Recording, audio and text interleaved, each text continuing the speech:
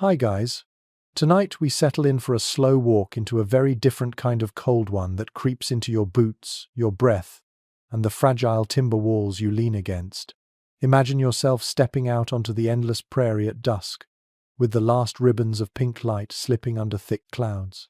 The horizon is so wide you could almost tip forward into it, but the air is sharp, carrying that unmistakable smell of snow, metallic and dry, as though the earth itself is warning you. You probably won't survive this, not unless you can find or make a place where the blizzards can't reach. So, before you get comfortable, take a moment to like the video and subscribe, but only if you genuinely enjoy what I do here. And while you're at it, drop your location and the time of night in the comments. I'd love to know who's drifting into this story with me. Now dim the lights. Let the hum of the day fall quiet and breathe a little slower. You're standing on soil that only a few months ago sang with tall grass. Families travelled here with wagons creaking and oxen huffing, chasing a promise of land. But winter is no gentleman. It does not wait until you're ready. By October, the winds blow harder, stripping the trees bare, shaking the loose boards of unfinished cabins.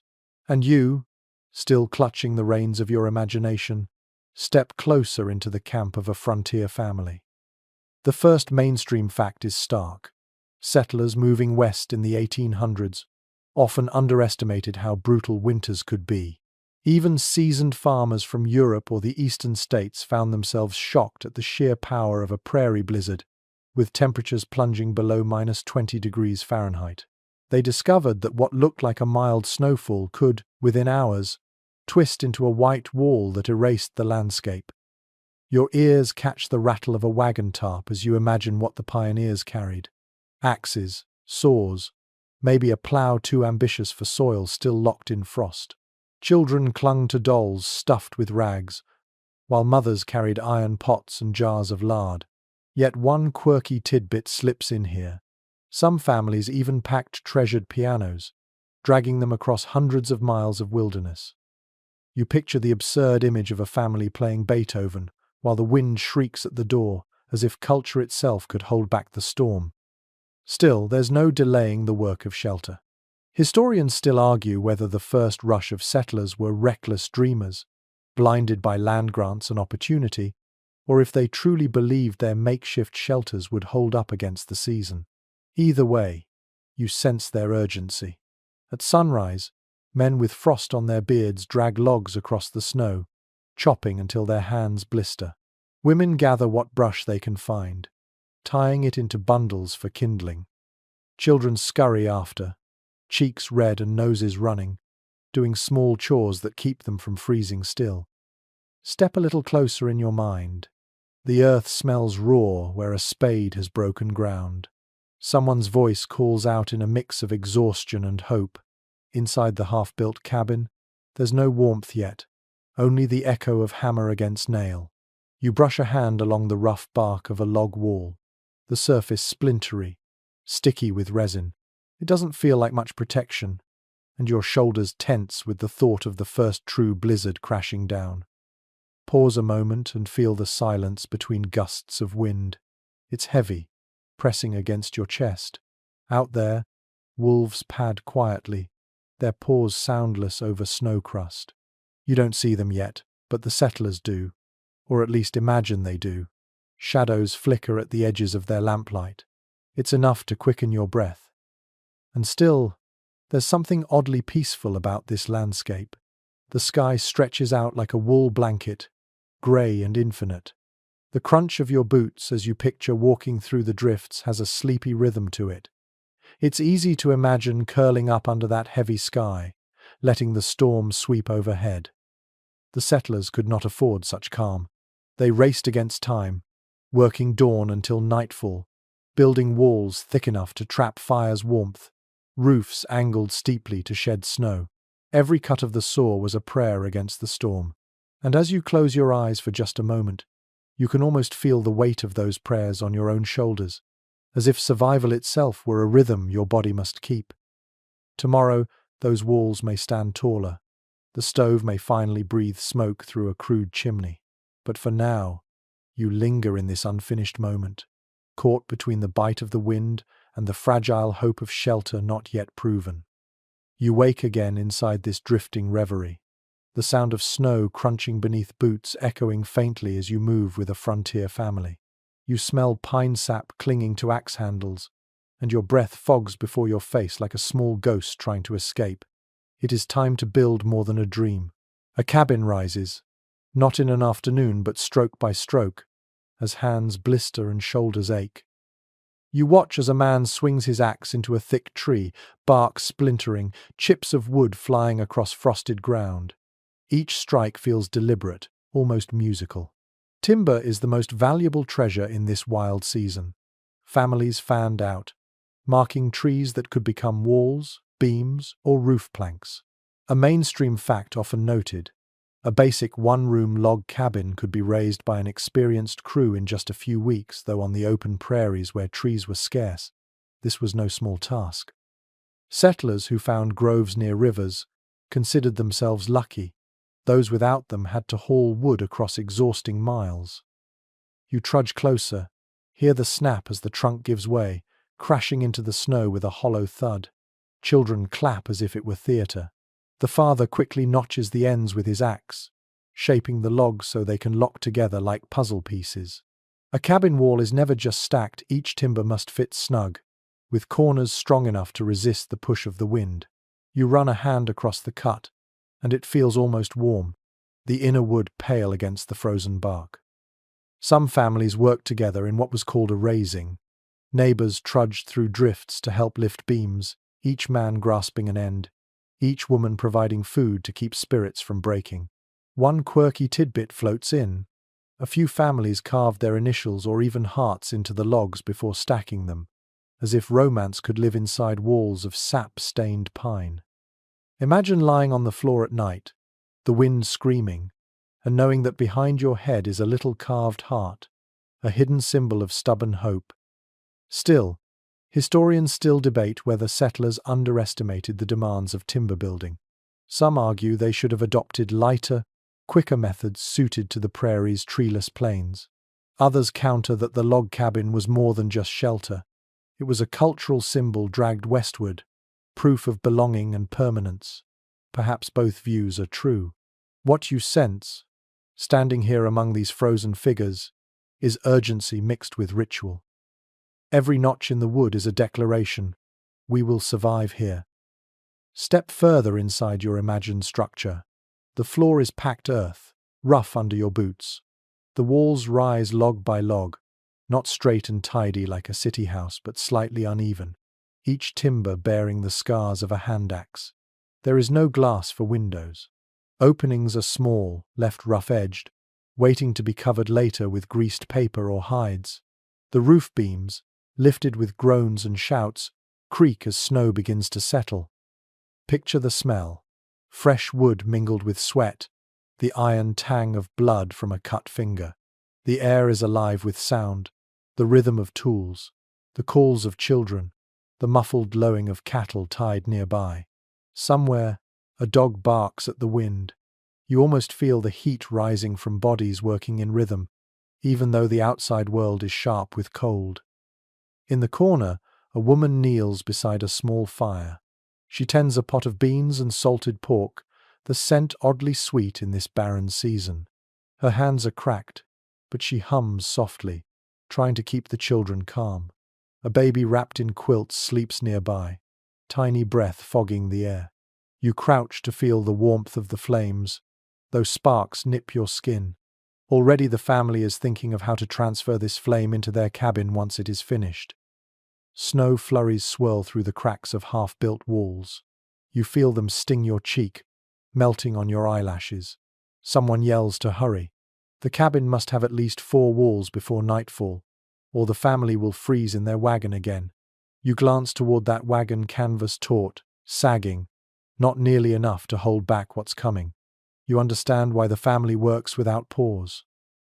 Another figure arrives, a neighbor with shoulders hunched against the gale. He carries a jug of something sharp-smelling whiskey, perhaps, and offers it as encouragement. You taste it in your imagination, the burn trailing down your throat, a reminder that small mercies helped keep spirits alive. The walls reach shoulder height, then taller, until you crane your neck. They heave logs together, fitting them like giant Lincoln toys, though there is nothing playful here. When one beam slips, crashing into the snow, the sound rings like a warning bell. Time is short, energy thinner with every shiver. You pause and feel the storm gather. The air presses heavier, clouds thickening overhead. The prairie seems to flatten beneath that sky, endless and unforgiving. Imagine yourself lifting the last log, straining as muscles scream, your breath coming in ragged bursts. At last, the cabin stands closed, though crude. The roof will come later, for now a canvas stretched across beams. But tonight, at least, the family will sleep inside 4 timbered walls. Step across the threshold in your mind. The cabin smells of pine and mud, of human breath and hope. The floor crunches with stray snow dragged in by boots. A lantern flickers on a crude shelf, casting shadows that make the logs seem alive. You trace the seams where light glimmers through. Tomorrow, they will be chinked with moss, clay, or old rags. Tonight, they remain open, and you feel the draft snake across your ankles. Still, there is comfort. The fire, now transplanted into a hearth built of stones gathered from the field, pops with resin. Sparks leap up the chimney gap, tracing into the night sky. You feel warmth radiate across your hands. A dog curls near the hearth, its body steaming faintly from melted snow. The family exhales in unison, a single sigh of survival. You lean against the wall, listening to the storm build outside. The logs creak, but they hold. Snow hisses against the roof canvas. Somewhere in the dark, wolves pad silently, their howls carried faintly across the plains. Inside, you share the strange comfort of thin walls, the knowledge that danger is just beyond reach, yet not quite inside. Close your eyes now. Picture the cabin standing alone, a fragile box of timber on an ocean of snow. Its lamplight glows faint through cracks, a faint yellow pulse in the white wilderness. The wind batters, but for tonight, you are safe. You step softly forward, your boots crunching again on frozen ground. Ahead, the timber cabin fades into memory, and now you notice something stranger rising from the prairie. It looks less like a house and more like a mound of earth, a low hill disguised as part of the landscape. As you walk closer, you realize families dug straight into the soil itself to make shelter. The sod house, heavy, earthen, and unglamorous, was the refuge of countless frontier settlers. Imagine taking the very skin of the prairie and turning it into walls. Settlers cut thick rectangles of sod, each about the size of a loaf of bread, their roots and grasses still tangled.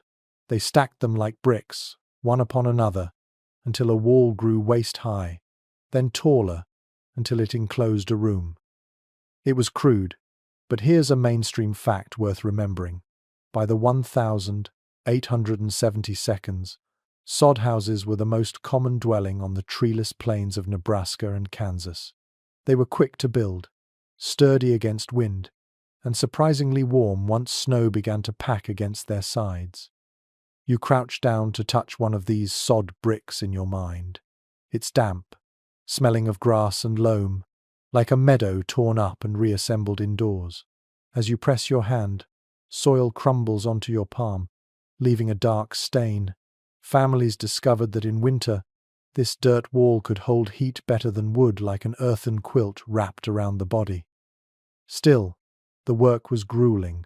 Cutting sod meant hours of back-breaking labor, lifting each block with a spade, dragging it across the ground. The edges weren't neat, roots dangled, insects clung. One quirky tidbit: some settlers complained that snakes would slither right out of the sod walls in spring, warming themselves near the hearth. Imagine lying half asleep under a patched quilt and spotting a curious snake poking its head from your wall surprise housemate. And yet, historians still argue whether sod houses truly kept families safe or merely prolonged their suffering. Some describe them as ingenious, proof of human adaptation. Others call them little more than burrows, damp and pest-ridden, symbolic of desperation. Perhaps both are true. You feel this tension as you stand in the dim interior of one now, a lamp flickering against brown walls that seem to breathe with the shifting soil. Step closer in. The ceiling is low, supported by timbers dragged from far away or improvised from wagon parts. Sometimes even prairie grass itself was woven across for a roof. You can smell the mustiness, the sharp tang of damp earth. When snow falls thick above, you hear it pressing, muffled thumps on the roof that feel heavy against your chest. It's not silence, it's the weight of nature reminding you it's there.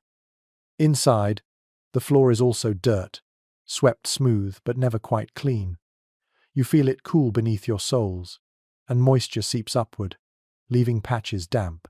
Buckets sit against the wall to catch leaks from snowmelt dripping through the roof. Children shuffle in their patched socks, leaving trails of muddy prints that never quite fade. Yet, despite the gloom, families made these dugouts into homes. Quilts hung from the walls added color. Shelves built from spare planks held precious tins of flour and jars of preserves. And the sound you listen now to the dull crackle of a fire in a crude stove, its iron glowing orange, throwing heat that warms one side of you while the other side stays cold. The smoke curls lazily, too sluggish to leave, and the air is heavy, pressing on your lungs. Imagine the nights here, wind screaming outside, wolves prowling unseen, but within these soil walls, sound softens. It feels almost like being underground, hidden away from the world. Perhaps you even sense the calm of hibernation, like a bear in its den. Families lay close together on bedding made of straw and patched quilts, bodies pressed for warmth. You feel the scratch of straw against your cheek, the weight of another's breath beside you. Still, hardship lingers in every breath. The damp air clings to your clothes, leaving them mouldy if left unwatched. Insects, spiders, beetles wander in from the sod. And when heavy storms came, roofs collapsed under the weight of snow, burying families in an instant. You hear the imagined crash, the sudden choke of dust, and the frantic scramble to dig free. The prairie gives, but it also takes back. Step outside again in your mind, blinking against the blizzard's brightness. From a distance, sod houses vanish into the prairie low, earthen humps with smoke trailing upward. They looked so much a part of the land that travelers often missed them entirely. One account describes a traveler nearly riding his horse straight onto a sod roof, unaware that a family sat eating supper beneath. That image lingers, the fragility of life separated from hooves and storm only by a layer of dirt and faith. Pause. Let the wind rush past your ears. Hear the low whistle as it cuts across the endless plains. You smell snow in the air again, metallic and dry, mingling with the scent of earth rising from the sod walls. There's something both humbling and claustrophobic about it. You realize that on this frontier, the very ground you walk on can become your roof, your walls, your last line of defense against the storm. And still, despite all of this, families laughed here. They sang hymns, told stories, played fiddles if one had survived the journey. A dog curled in the corner, children giggled under patched quilts, and a woman stirred stew in an iron pot, steam fogging the earthen ceiling. You feel the warmth of that moment, life blooming inside soil, fragile but stubborn. It is almost a paradox, isn't it? Something so temporary, so crude, yet it became the stage for memories, births, and even weddings. You imagine candles flickering against sod walls as a couple exchanged vows, snow drifting outside. The storm held at bay for just a moment. And as you let that thought linger, the walls around you blur. The sod dissolves into shadow. The hum of the storm softens. You are left with the echo of breath, the weight of damp air, and the faint comfort of being hidden underground while the blizzard rages above. The storm has gathered strength, and you feel the prairie tilt into a harsher rhythm. The log cabins and sod dugouts you've glimpsed now blur behind the falling snow. What comes into focus next is far more fragile. Canvas stretched across poles, the temporary tents that too many families still relied on when the first true blizzards arrived. You step closer, your boots sinking deep. The canvas flaps in the gale like the wings of a frightened bird. Someone has tied ropes to stakes driven into frozen soil, but the wind pulls at them, stretching fabric until the seams groan. Inside, the space is cramped, with walls thin enough that you can hear every whistle of air outside. One well-documented reality of frontier life was that newcomers often reached their land too late in the year to build permanent homes. They set up canvas tents, wagon covers, or makeshift lean-tos, thinking they would last until spring. But the prairie offered no mercy. When temperatures plunged and snow came in sheets, those thin fabrics were little more than paper against the storm. You duck under the flap in your imagination and feel the chill. The air inside is barely warmer than the air outside. Children huddle in blankets, their breath rising in pale clouds that cling to the roof and drip back down as icy water. Someone tries to heat the space with a small fire, but sparks nearly catch the fabric. You smell smoke mixing with damp cloth and realize how quickly hope could vanish if flames spread. Curiously enough, families sometimes insulated their tents by piling snow against the sides, hoping the drifts would serve as walls. Imagine the irony, using the very storm you fear to help you survive it. Snow pressed tight might trap heat, but it also made escape harder if winds tore through or fire caught. Yet desperation teaches odd lessons, and the settlers learned them in long, sleepless nights. There's ongoing debate among scholars about whether pioneers who relied on tents were reckless or simply unprepared victims of timing. Some accounts describe families arriving late in autumn, with daylight too short to raise cabins. Others suggest overconfidence, that settlers underestimated the ferocity of plains winters, believing their eastern camping skills would suffice. The truth, as always, lies somewhere between optimism and miscalculation. Picture the sound now. The wind lashes the canvas until it snaps like a whip. The poles groan and shift in their sockets, snow piling against one side until it threatens to cave in. Every gust rattles the pegs, and you imagine the sickening moment when one gives way. The whole structure shudders, and for a heartbeat you fear it will collapse on the shivering family inside.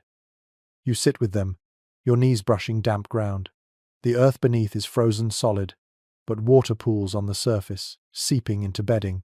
Quilts lie heavy with dampness, smelling of mildew. The air is filled with the rasp of coughing, the sharp cries of children who cannot sleep. A kettle rattles on a crude iron trivet, its steam curling weakly before fading into the chill. Still, there are moments of stubborn humanity here. Someone reaches for a fiddle, drawing out slow notes that rise above the storm. The sound is thin but sweet, and for a few minutes the tent becomes a cocoon of melody. You lean your head back, eyes closed, letting the music soften the roar of wind, if only for a heartbeat. An odd anecdote survives. Some families kept livestock just outside the tent walls, tying horses or cows nearby, so their body heat might drift inward. The smell was pungent, but warmth was warmth. Imagine drifting to sleep listening to a horse breathing just beyond the fabric, your survival tied literally to its breath. The canvas sags lower as snow builds heavier. Inside, conversation grows quiet. Everyone is listening, the parents, the children, even you, to the relentless push of nature. The prairie outside is blank, erased by white, but in here, it is claustrophobic, a cage made of flapping cloth. You run your hand over the fabric and feel it tremble like a living thing. Some experts insist that these makeshift shelters were symbolic of courage, settlers choosing to endure the unendurable. Others argue they reveal only desperation, mistakes dressed up as bravery. You breathe in this tension, tasting both pride and regret in the damp air. When the storm's peak arrives, you feel the whole tent sway. Snow drives in through seams, stinging your cheeks, melting into icy streaks. Children whimper, mothers shush, fathers brace poles with their shoulders. You imagine yourself doing the same, your back pressed to a shaking beam, praying it will hold until morning. The night stretches long. Sleep comes only in fragments. each one shattered by the tent snapping overhead. At last, a grey light seeps through the fabric.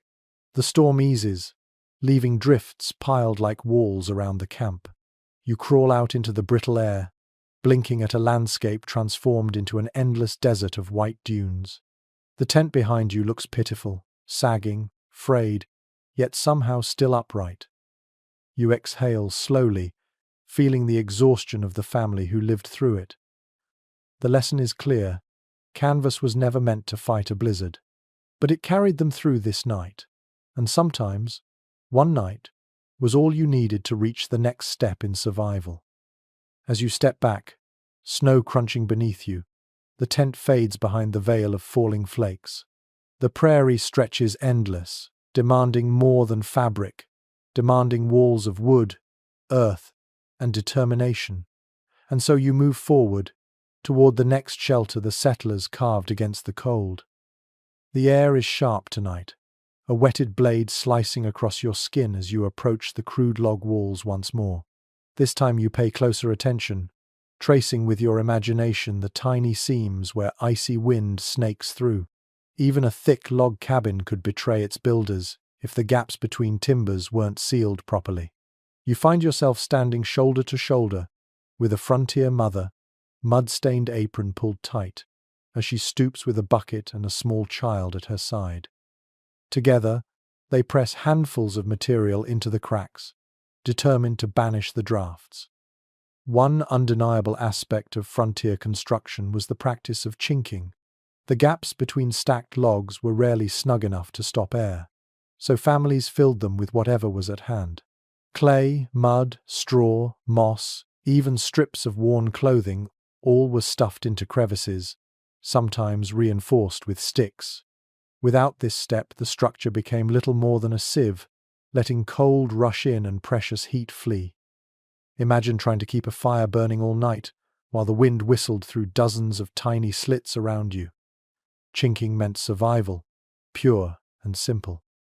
You crouch down in the half-lit cabin, the dirt floor cool beneath your knees. Your fingers sink into a mixture of mud and moss, sticky and cold. You smear it into the gap between two logs, watching as the darkness disappears, replaced by the dull brown patch. The smell is earthy, sharp, like wet ground after a storm. The children giggle as they dab mud on their noses, turning a chore into a fleeting game. Stranger accounts mention how some families, short on resources, stuffed rags or even pages torn from hymnals and newspapers into the spaces. Imagine reading yesterday's headlines plastered against your wall, the ink smudging when touched by frost. It's an odd intimacy, words meant for public eyes pressed into the private cracks of your home, a thin paper shield against the roar of winter. Researchers still puzzle over how effective these varied chinking materials really were. Clay hardened but cracked under constant freeze-thaw cycles. Moss held moisture and sometimes rotted. Old cloth might do for a week but fell apart when gnawed by mice.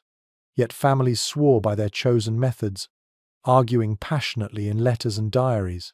Was it science or simply the comfort of believing you'd done anything to keep the cold at bay? You tilt your head and listen. The storm outside hasn't ceased, but the whistling is softer now, muffled by the freshly packed seams. You run your hand along the wall and feel only the faintest tremor of wind. There's relief in that sensation, as though the house itself exhales, content to keep its warmth a little longer. Still, the work never ended. Each morning, settlers checked the walls, patching where the mud had crumbled overnight or where snow had melted and seeped in. You can almost see them circling the cabin with buckets of clay, boots crunching over frost, steam rising from their breath. In this daily ritual lay both frustration and reassurance. Sealing the house again and again was a reminder of fragility, but also of control. Inside, the light is dim but golden. A lantern swings gently, shadows stretching like fingers across the patched walls. The chinked seams stand out, irregular and rough, but they also tell a story of care.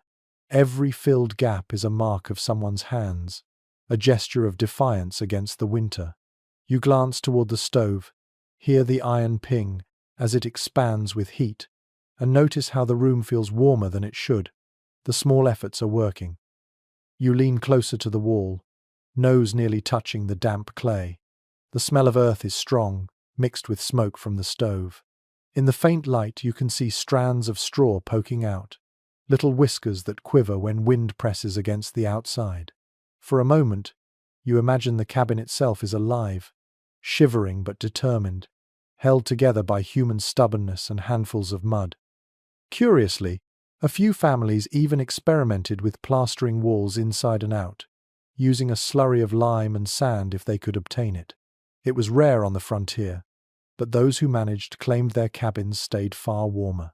You picture the bright white plaster shining inside a one-room cabin, reflecting lamplight so strongly that nights felt shorter, brighter, almost civilized.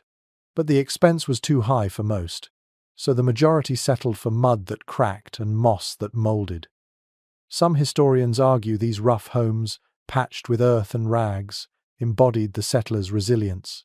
Others see them as proof of neglect from distant governments that encouraged migration without providing adequate support. You let that debate roll in your mind as you study the patched seams. Whichever view you take, the truth is clear. Without these clumsy layers pressed between logs, many families would not have lived to see spring. Outside, the wind howls again, testing the defenses. You sit quietly, listening to the muffled roar. Snow taps against the chinked walls, but the air inside remains steady, warmer than you expected. A child curls against your side, blanket tucked tight, whispering about the sound the storm makes, like wolves circling, like ghosts brushing past. You stroke their hair, whispering back that the walls will hold, and you almost believe it yourself. Hours later, dawn slips in, pale and thin. You peer out a small opening and see drifts piled high against the logs, sealing them further. The sun's rays sparkle on snow crust, but the air remains bitter. Behind you, the patched walls stand firm, mud drying in strange patterns, rags bulging slightly. Not beautiful, not perfect, but functional. The family stirs, stretching stiff limbs, ready to repeat the work again.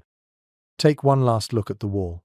Each uneven seam is a scar, a reminder of the struggle waged nightly between warmth and frost. In the end, survival is not about elegance, it is about hands pressed into cold mud, voices raised in determination, and the belief that even the smallest effort can hold back the endless storm.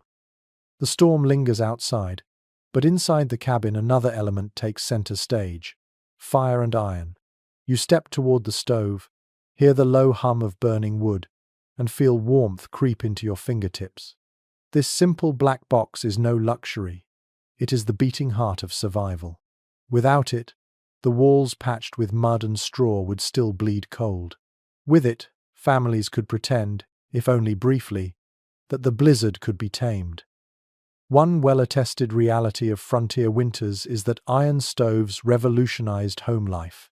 Before their spread in the mid-1800s, open fireplaces were common, but they wasted fuel and bled heat up the chimney. The box stove, with its door, chimney pipe, and flat top for cooking, allowed settlers to stretch every stick of wood, every coal, every handful of dried buffalo chips. In diaries, pioneers marveled at how a small load of kindling could warm an entire one-room house. You lean close, palm hovering above the top, and feel the steady pulse of heat radiating outward. And yet, curiously enough, that same lifeline carried risks. Chimneys often smoked poorly when cobbled together from mud and stones. Rooms filled with a haze that stung eyes and throats, leaving walls dark with soot. Imagine lying under a quilt, drifting towards sleep, and waking with your lungs raw from breathing smoke all night. Some settlers even joked darkly that smoke alone might kill them before the storm outside had a chance. The debate among researchers continues on just how safe these stoves were. Some argue they represented a triumph of adaptation, a technology that let frontier families stretch scarce resources. Others emphasize their hazards: the frequent chimney fires, the children burned by glowing iron, the silent poisoning when vents clogged.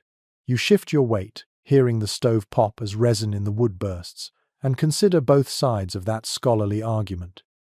Safety and survival rarely marched together here. Compromise was the rule. Step closer in. The smell is thick pine sap crackling, resin releasing a sweet, sharp scent that clings to your clothes. Smoke curls lazily from the pipe, leaving a faint metallic tang. You hear the crack and settle of logs as they collapse inward, orange embers glowing like tiny suns. A kettle rattles softly on top, steam whispering from its spout, filling the room with the scent of dried herbs steeping in hot water. Families often gathered around this little iron hearth not only for heat, but for companionship. You see them now, circling close. Children sprawled on rag rugs, parents drawing chairs nearer, a dog curled so close that its fur nearly singes, voices lower to murmurs, as though the stove itself demands reverence. The storm may shriek at the walls, but here at the center, there is a pool of warmth and light. An odd anecdote emerges from settler journals. Some households dried laundry by hanging it directly above the stove, filling the cabin with the smell of damp wool and soap. At night, when clothing steamed and hissed in the heat, families joked that they were living inside a giant soup kettle. Imagine lying under your blanket, hearing your shirt sizzle faintly overhead, knowing at least you'd have something warm to pull on in the morning. The stove doubled as a kitchen, of course. You picture bread baked on iron plates, beans simmering in a pot, bacon hissing as fat dripped and smoked. The smell is rich, comforting, yet slightly acrid. Food took on the taste of smoke, and though settlers grew tired of it, you would gladly swallow those smoky morsels now, grateful for any warmth in your belly. Still, hazards never left. Sparks leapt from the open door, sometimes igniting rugs or straw bedding. Children bore scars from leaning too close, their skin blistered where iron kissed flesh. There are letters describing mothers holding infants back, warning again and again, yet accidents happened. A small tragedy could unfold in seconds, the kind that left a family shaken for years. Some experts argue that despite the dangers, stoves created a psychological anchor proof that humans could carve a sphere of comfort even on a hostile plane. Others stress how fragile that illusion was, noting how one clog in the chimney or one falling ember could undo everything. You stand in the center of the cabin now, feeling both truths at once. Soot in your lungs, warmth on your hands, survival balanced precariously on glowing coals. The noises wrap around you, wood popping, the faint hiss of sap, a child humming softly. Outside, the wind throws handfuls of snow against the roof, but the sound is muted here. The stove has become its own weather system, a tiny sun in a frozen universe. You close your eyes and let the heat seep deeper until your shoulders unclench. But the comfort doesn't erase exhaustion. Someone must feed the fire, rising in the dark hours, stumbling with half-frozen logs to keep the embers alive. Picture yourself waking at midnight, fumbling to stir the ashes, your breath fogging in the cold air that creeps back the moment flames falter. You stuff wood into the stove, hear it roar weakly to life, and know you've won only a temporary reprieve. Oddly, even in this hardship, there were moments of almost comic absurdity. Some families reported cooking everything from bread to coffee to soap on the same stovetop. The smells mingled together, so breakfast might taste faintly of lye, or stew might carry a whiff of laundry soap. You wrinkle your nose, smiling faintly despite yourself, imagining such peculiar meals shared around the table. As the night drags on, the stove glows red, throwing long shadows across the log walls. Children sleep tangled in quilts, their cheeks flushed with heat. Adults sit quietly, staring into the small window of fire through the iron grate, thoughts wandering as steadily as the flames. You join them in silence, hypnotized by the dance of light and shadow. When morning comes, frost clings thick to the windows, but inside it is survivable. You stretch stiff muscles, smell yesterday's smoke in your hair, and hear the crackle of one last ember sighing in the ashes. The stove has done its work, it has held the night at bay. Step back from it now in your imagination. See the cabin as a whole. Smoke trailing gently into the pale sky. A fragile column marking human resistance on an endless plain of snow. For all its hazards, the iron stove remains the difference between life and death, between frost-bitten silence and one more dawn. And you, along with the family huddled close, have survived to face the storm again. The stove still glows faintly behind you, but tonight your attention lifts upward to the creaking structure overhead. A roof on the frontier was never just a lid, it was a gamble. Too light, and the snow pressed it down until the whole cabin caved in. Too heavy, and the timbers cracked under their own strain. You stand inside as the storm rages, watching flakes sift through a gap and melt into tiny drops on the dirt floor. The roof is the cabin's most fragile promise. One well-documented detail from frontier architecture is that settlers used whatever roofing materials they could secure. Overlapping shingles split from logs, bark stripped from trees, prairie grasses tied into bundles, or sod itself piled thick above rafters. Each choice had consequences. Wood shingles shed water better, but they demanded precious timber.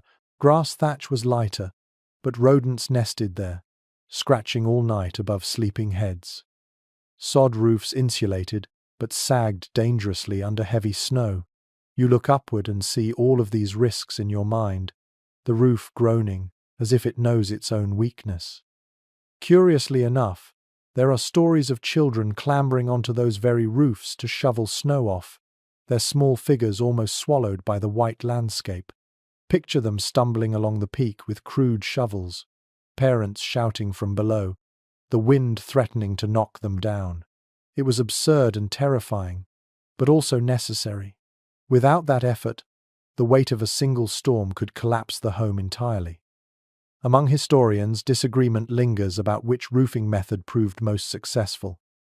Some argue sod roofs offered the best insulation and held heat well into the night. Others insist wood shingles, though harder to obtain, were sturdier and safer in the long run. What no one disputes is the constant anxiety these roofs produced. You feel it now in your chest, the creak of timber above, the shifting sigh of snow, the sense that survival hangs by beams and nails that may not hold. Step closer in your imagination. You place your hand on a supporting post and feel it shiver faintly under the load. Outside, snow falls heavier, a steady hush like sand pouring onto cloth. The roof darkens under the weight, groaning, sometimes cracking loud enough to wake the whole family in the night. You smell damp bark and mold, the earthy aroma of sod overhead. Every drop that leaks through lands on bedding, spreading into dark stains that steam faintly near the stove. The soundscape is relentless. Drips patter into tin cups placed on the floor to catch them. Wind whistles through gaps where shingles overlap imperfectly. Mice scurry in the thatch above, their nails clicking softly. All of it creates a restless chorus, reminding you every moment that the storm owns the land, and your roof is nothing but a borrowed shield. An odd anecdote appears from settler letters. Families sometimes decorated their roofs with lines of stones or even old wagon wheels, hoping to keep shingles from blowing away.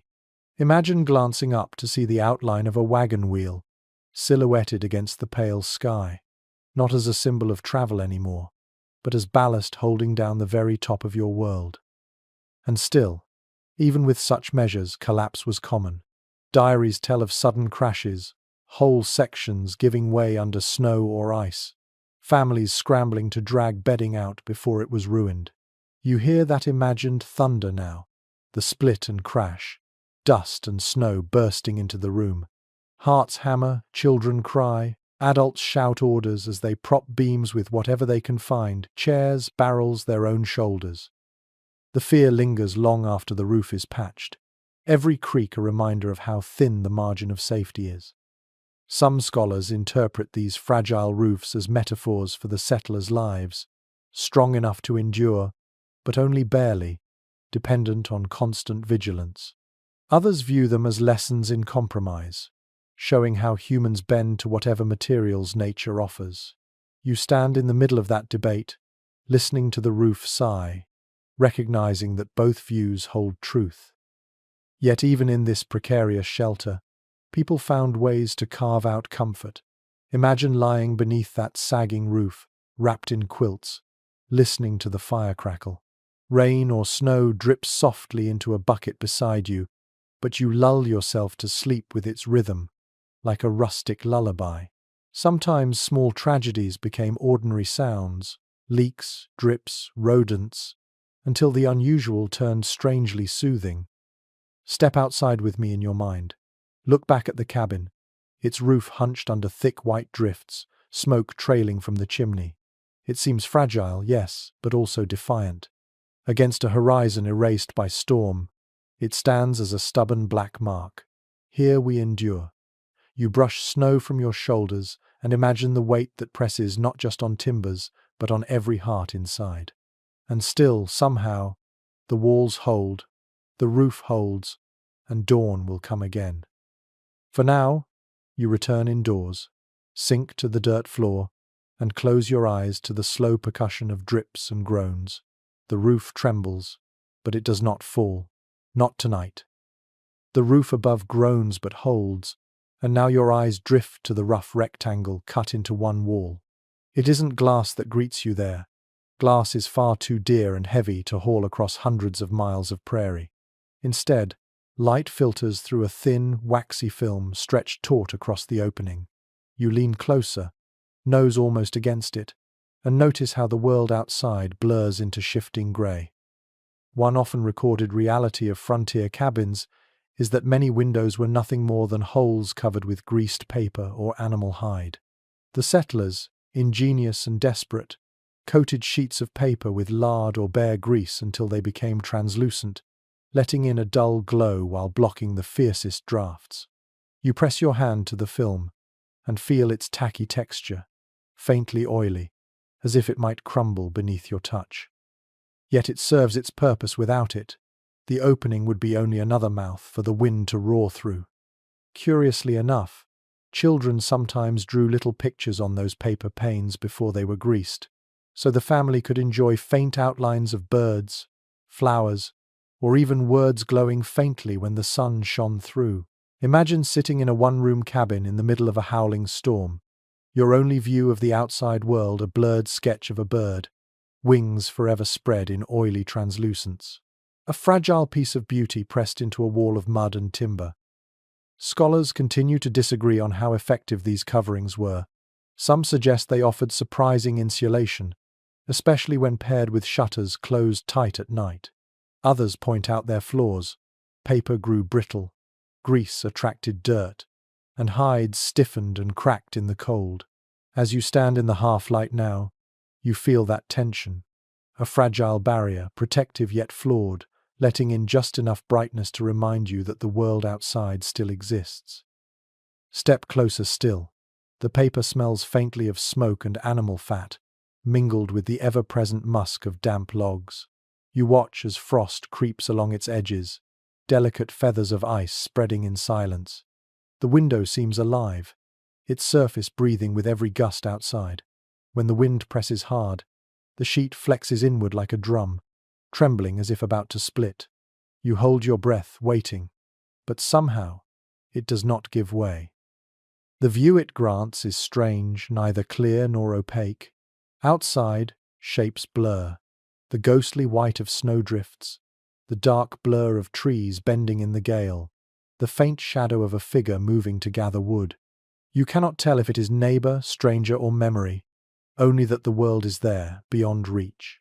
It is both comforting and lonely, like hearing voices through a wall. An odd anecdote survives in letters.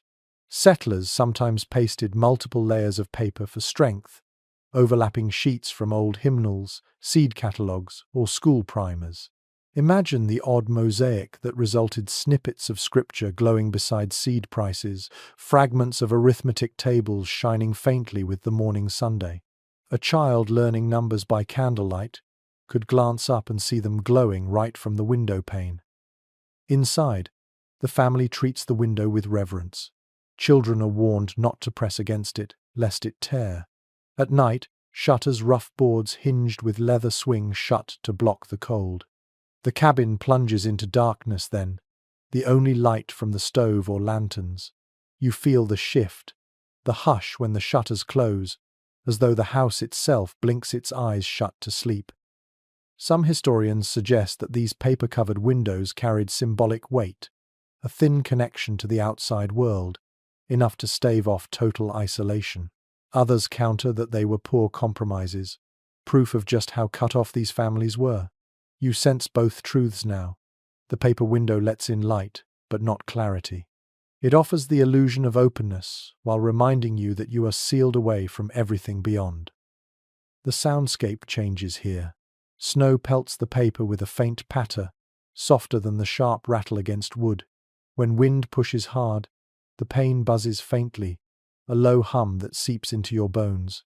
The children murmur, half asleep, while a mother dabs a crack with more grease, sealing the leak before frost invades. You smell the fat as it warms faintly under her touch, pungent and earthy, blending with smoke from the stove.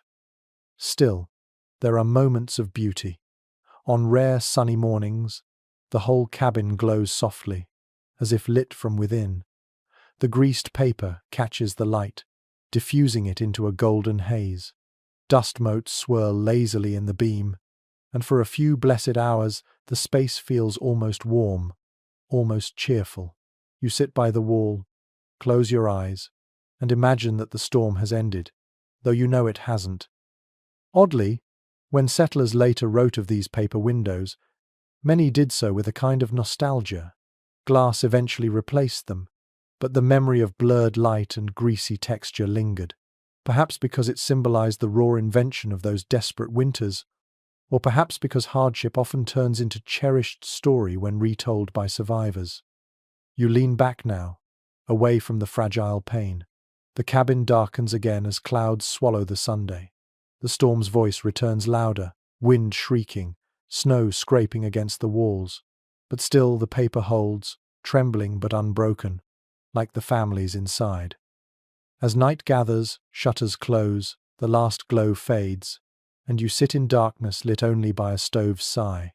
Outside remains a mystery, sealed away by paper, grease, and wood. Inside, though, the air is warmer, the family closer, and the storm, though unyielding, cannot erase the small light that lingers here. The greased paper panes fade into shadow, and now you descend, step by cautious step, into the earth itself. Some shelters were not built above the ground at all, but carved straight into it.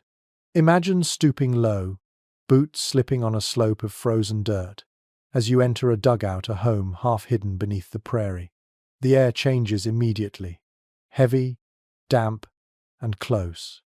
You draw a slow breath, taste clay on your tongue, and hear your own exhale echo against earthen walls. One well-noted truth of frontier settlement is that when lumber was scarce or time too short, families dug into the banks of streams or hillsides to create instant homes.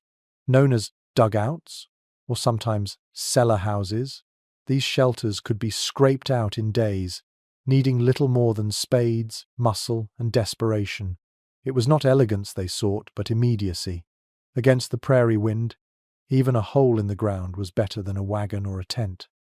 Stranger accounts reveal the creatures that shared these quarters. In spring, snakes, frogs, and even field mice wandered through, finding the damp soil walls as inviting as humans did.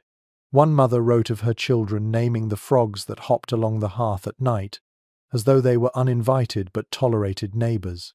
Imagine tucking yourself into bed, while a frog croaks from a crack in the wall, its voice echoing oddly in the enclosed chamber. Experts remain divided on whether dugouts truly protected families or merely traded one danger for another. Some argue they kept wind and snow at bay, insulating with the thick weight of soil. Others point to the mold, the flooding, and the collapse of roofs when rains soaked the earth. Standing here, the dirt smell clinging to your hair, you feel that ambivalence. The dugout is both refuge and trap. Your eyes adjust to the dim. The ceiling is low, propped with rough beams salvaged from wagons or scavenged timbers. Moisture drips down in steady beads, plinking into buckets placed carefully underneath. The floor squelches faintly beneath your step, mud sucking at your boots. The air is thick, humid even in winter, as though the house itself sweats under the strain of holding together. Listen carefully. The wind outside is muffled, a dull moan filtered through layers of soil. Inside, other sounds emerge, the soft scurry of mice in the walls, the creak of beams shifting with pressure, the occasional thud as a clod of dirt loosens and falls. A child coughs, the sound amplified by the close space. You smell smoke from a stovepipe that juts crookedly through the roof of earth, its draft poor, its fumes lingering. Yet families made these burrows livable. Quilts were hung to cover the raw walls, bright scraps of color against mud. A small shelf held jars of dried apples, the sweet scent cutting through dampness. A dog lies at the entrance, fur matted with mud, its ears twitching at every drip and creak. The children play with sticks on the floor, their laughter echoing strangely, hollow and deep. For a moment, even here, life feels ordinary. One curious tidbit: dugouts were often so dark that families marked time by the sound of roosters rather than light, since dawn could not reach inside. Imagine waking not to sunlight but to muffled crowing outside, then lighting a lantern to chase back the eternal twilight of your underground home. You reach out and touch the wall. The soil is cool, crumbling under your fingertips, leaving grit on your skin. When the stove warms, condensation beads on the surface, dripping onto your wrist. It feels alive, as though the earth breathes with you. The sensation is unsettling, intimate, and you wonder how settlers managed months of it without losing their minds. Scholars debate whether these dugouts represented ingenuity or failure. Were they clever adaptations to a treeless land, or signs that the settlers had pushed into territory unfit for habitation? Letters reveal both pride and shame. Some families boasted of their snug burrows, while others wrote apologetically, calling them temporary dens, until real homes could be built. You stand in that tension now, unable to decide whether to admire or pity the effort. Night falls, though you can barely tell. Candles sputter against the damp, their flames hissing as wax meets stray drops of water. The air grows heavier, pressing down on your chest. Families sleep close, breaths mingling in the narrow space. You curl under a quilt, smell earth in the fabric, and hear water drip into the bucket at steady intervals, tick, tick, tick, the sound of time itself measured by leaks. Then comes the storm. Snow falls thick outside, but you barely hear it. What you notice instead is the shifting groan of soil above, the faint rain of dirt onto your blanket. The children whimper. Parents whisper reassurances. You press your hand to the wall and feel it tremble, as if the earth itself sighs. Every second stretches long, suspenseful, until finally the weight eases, the dugout holds. Relief washes over like warm water, though you know it is only for tonight. At dawn you crawl out into the pale world. The dugout entrance is half buried by drifted snow, and you must push hard to break free. The cold air rushes in, stinging after the damp closeness below. You look back and see nothing but a dark hole in the hill, smoke curling faintly upward. To an outsider, it might seem like an animal's den, but you know it was a house, a sanctuary, a fragile victory over the storm. The dugout remains behind you, damp and dark, a symbol of both human will and human vulnerability. You carry its smell in your clothes, its closeness in your lungs, and you step forward into the storm again, grateful and weary. You climb out of the damp dugout in your imagination, brushing soil from your sleeves, only to find yourself pulled toward another sound, lowing, stamping, the shiver of hooves against packed snow. The storm thickens, yet faint lantern light flickers from a larger structure nearby. You push open a heavy door, its hinges groaning, and step into the barn. Warmth hits you immediately, not from fire this time, but from breath, the steaming exhalations of animals huddled together. One widely observed pattern on the frontier was that barns and stables sometimes doubled as human shelters when blizzards turned deadly. If a family's cabin was unfinished, damaged, or simply too cold, they carried bedding into the barn and lived alongside their livestock. Horses, cows, pigs, and chickens all produced body heat, turning the space into a crude but life-saving refuge. You breathe in, the air thick with hay, manure, and the sweet tang of animal sweat, and realize this odor was the smell of survival. Curiously, diaries describe children treating the animals as housemates during those nights. Cows were given nicknames, hens were coaxed to roost near beds, and horses became silent guardians, their great bodies radiating warmth. Imagine lying under a quilt with your ear pressed to the side of a cow, hearing its steady rumble of digestion as a lullaby while the storm claws at the roof.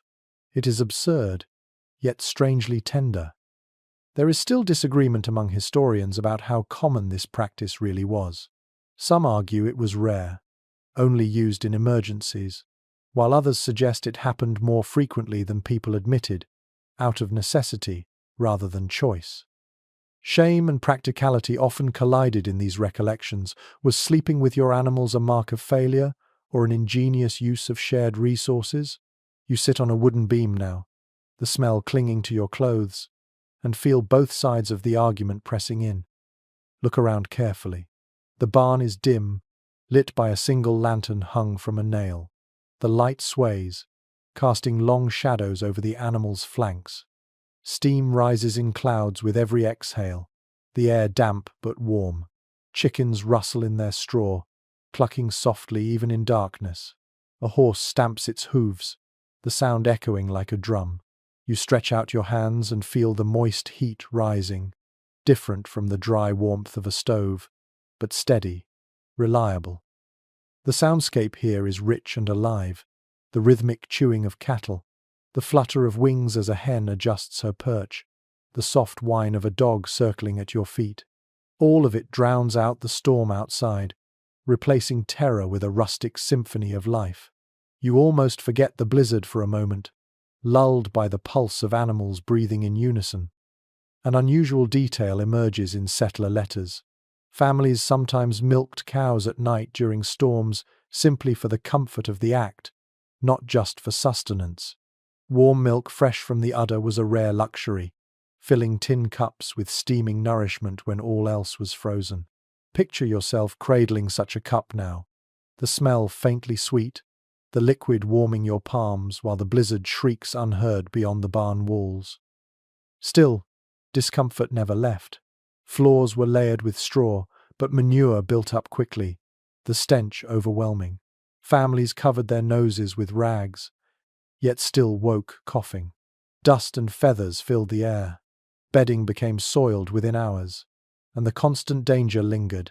If disease spread among livestock, humans living so close risked catching it too.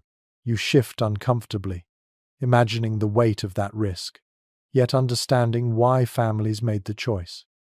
Some researchers view these shared barns as moments of blurred boundaries, human and animal survival, entwined in ways rarely acknowledged today. Others dismiss them as temporary acts of desperation, hardly worth romanticizing. Yet sitting here on the straw, leaning against a cow's flank, you sense a peculiar intimacy. Survival is not solitary. It is shared breath, shared warmth, shared life. You notice the details now. A child strokes a horse's mane, whispering secrets into its ear. A mother gathers eggs by lantern light, the shells still warm. A father sharpens a knife, preparing feed for the animals, his motions slow but steady. The dog curls at the family's feet, ears twitching, half asleep but alert. Every gesture is small, ordinary, yet woven together they create a sense of fragile peace. One odd anecdote lingers from a pioneer's memoir. He claimed his family once relied on the heat of pigs to keep newborn twins alive through a brutal January night. The pigs lay in straw, snuffling contentedly, while the infants slept nearby, their blankets warmed by animal breath. Absurd? Yes. But in that moment, it was also genius. You feel the strange tenderness of such a scene, equal parts comic and sacred. The storm outside grows wilder. You hear the barn roof groan, snow sliding down its slanted sides. wind rattling loose boards. Animals startle, shifting nervously, but the walls hold. The family draws closer together, bedding piled thick, whispering prayers. You feel the tension, the awareness that a roof here is only planks and nails. Yet somehow, with every snort of a horse and every cluck of a hen, the barn feels alive, protective. Morning comes slowly, the storm easing. You push open the heavy door and are met with dazzling white, the world remade overnight. Inside, the barn exhales a mix of hay, dung, warmth, and relief. The family blinks in the pale light, stiff and sore, but alive. The animals shift restlessly, eager to step out, though snow keeps them penned in for now. You look back once more. The barn is not elegant, not clean, but it was sanctuary. Humans and beasts endured together, warmth exchanged without question, survival shared without hierarchy. On the prairie, the line between human and animal blurred, and perhaps that is what kept so many alive. Step outside now in your mind, snow crunching beneath your boots. Behind you, smoke curls from a cabin, steam drifts from a barn roof, and the storm retreats toward the horizon. For a brief moment, there is stillness, as though the world itself sighs with relief. But you know another storm waits, and when it comes, you will need every wall, every roof, every heartbeat, animal and human alike, to withstand it. Step with me now through the silence after the barn. The storm has passed for the moment, but you can feel the air sharpening again, as if the land itself inhales before another attack. You turn back toward the small cabin, surprised to see snow piled almost to the windowsills. At first glance, it looks like the house is buried, swallowed whole. Then you realize something strange. The family inside welcomes it. One well-recognized truth of life on the prairie was that snow, enemy, destroyer, killer, could also serve as an unexpected ally. Families discovered that when snow drifted high against the walls of their cabins, it acted as insulation. The packed drifts trapped warm air inside and sealed the cracks better than any chinking. So, although snow meant hunger for livestock and danger for travelers, it also meant, paradoxically, a warmer night. You step closer, gloved hand brushing the drift. The snow feels dense, compacted by wind until it is almost solid. It crunches under your palm but does not collapse. The wall of white presses against the logs like a second skin, cold to the touch, yet strangely protective. Curiously, some children made games of digging tunnels into these drifts, carving little caves and calling them snow rooms. Parents scolded them, fearing collapse, but the thrill of sneaking into a frozen alcove was irresistible. Imagine crawling into a tunnel of snow, the walls glowing faintly blue, the air muffled, as though the world outside had been paused. A strange, crystalline playroom, forged by the same storm that could take your life. Scholars still debate whether relying on snowbanks for insulation was clever improvisation or simply a dangerous necessity. Some argue it saved countless families, making cabins warmer without extra fuel. Others insist the risk of collapse or suffocation outweighed the benefits. You feel that tension now, standing against the drift, comfort pressed tight against catastrophe, the frontier in miniature. Inside the cabin, the effect is immediate.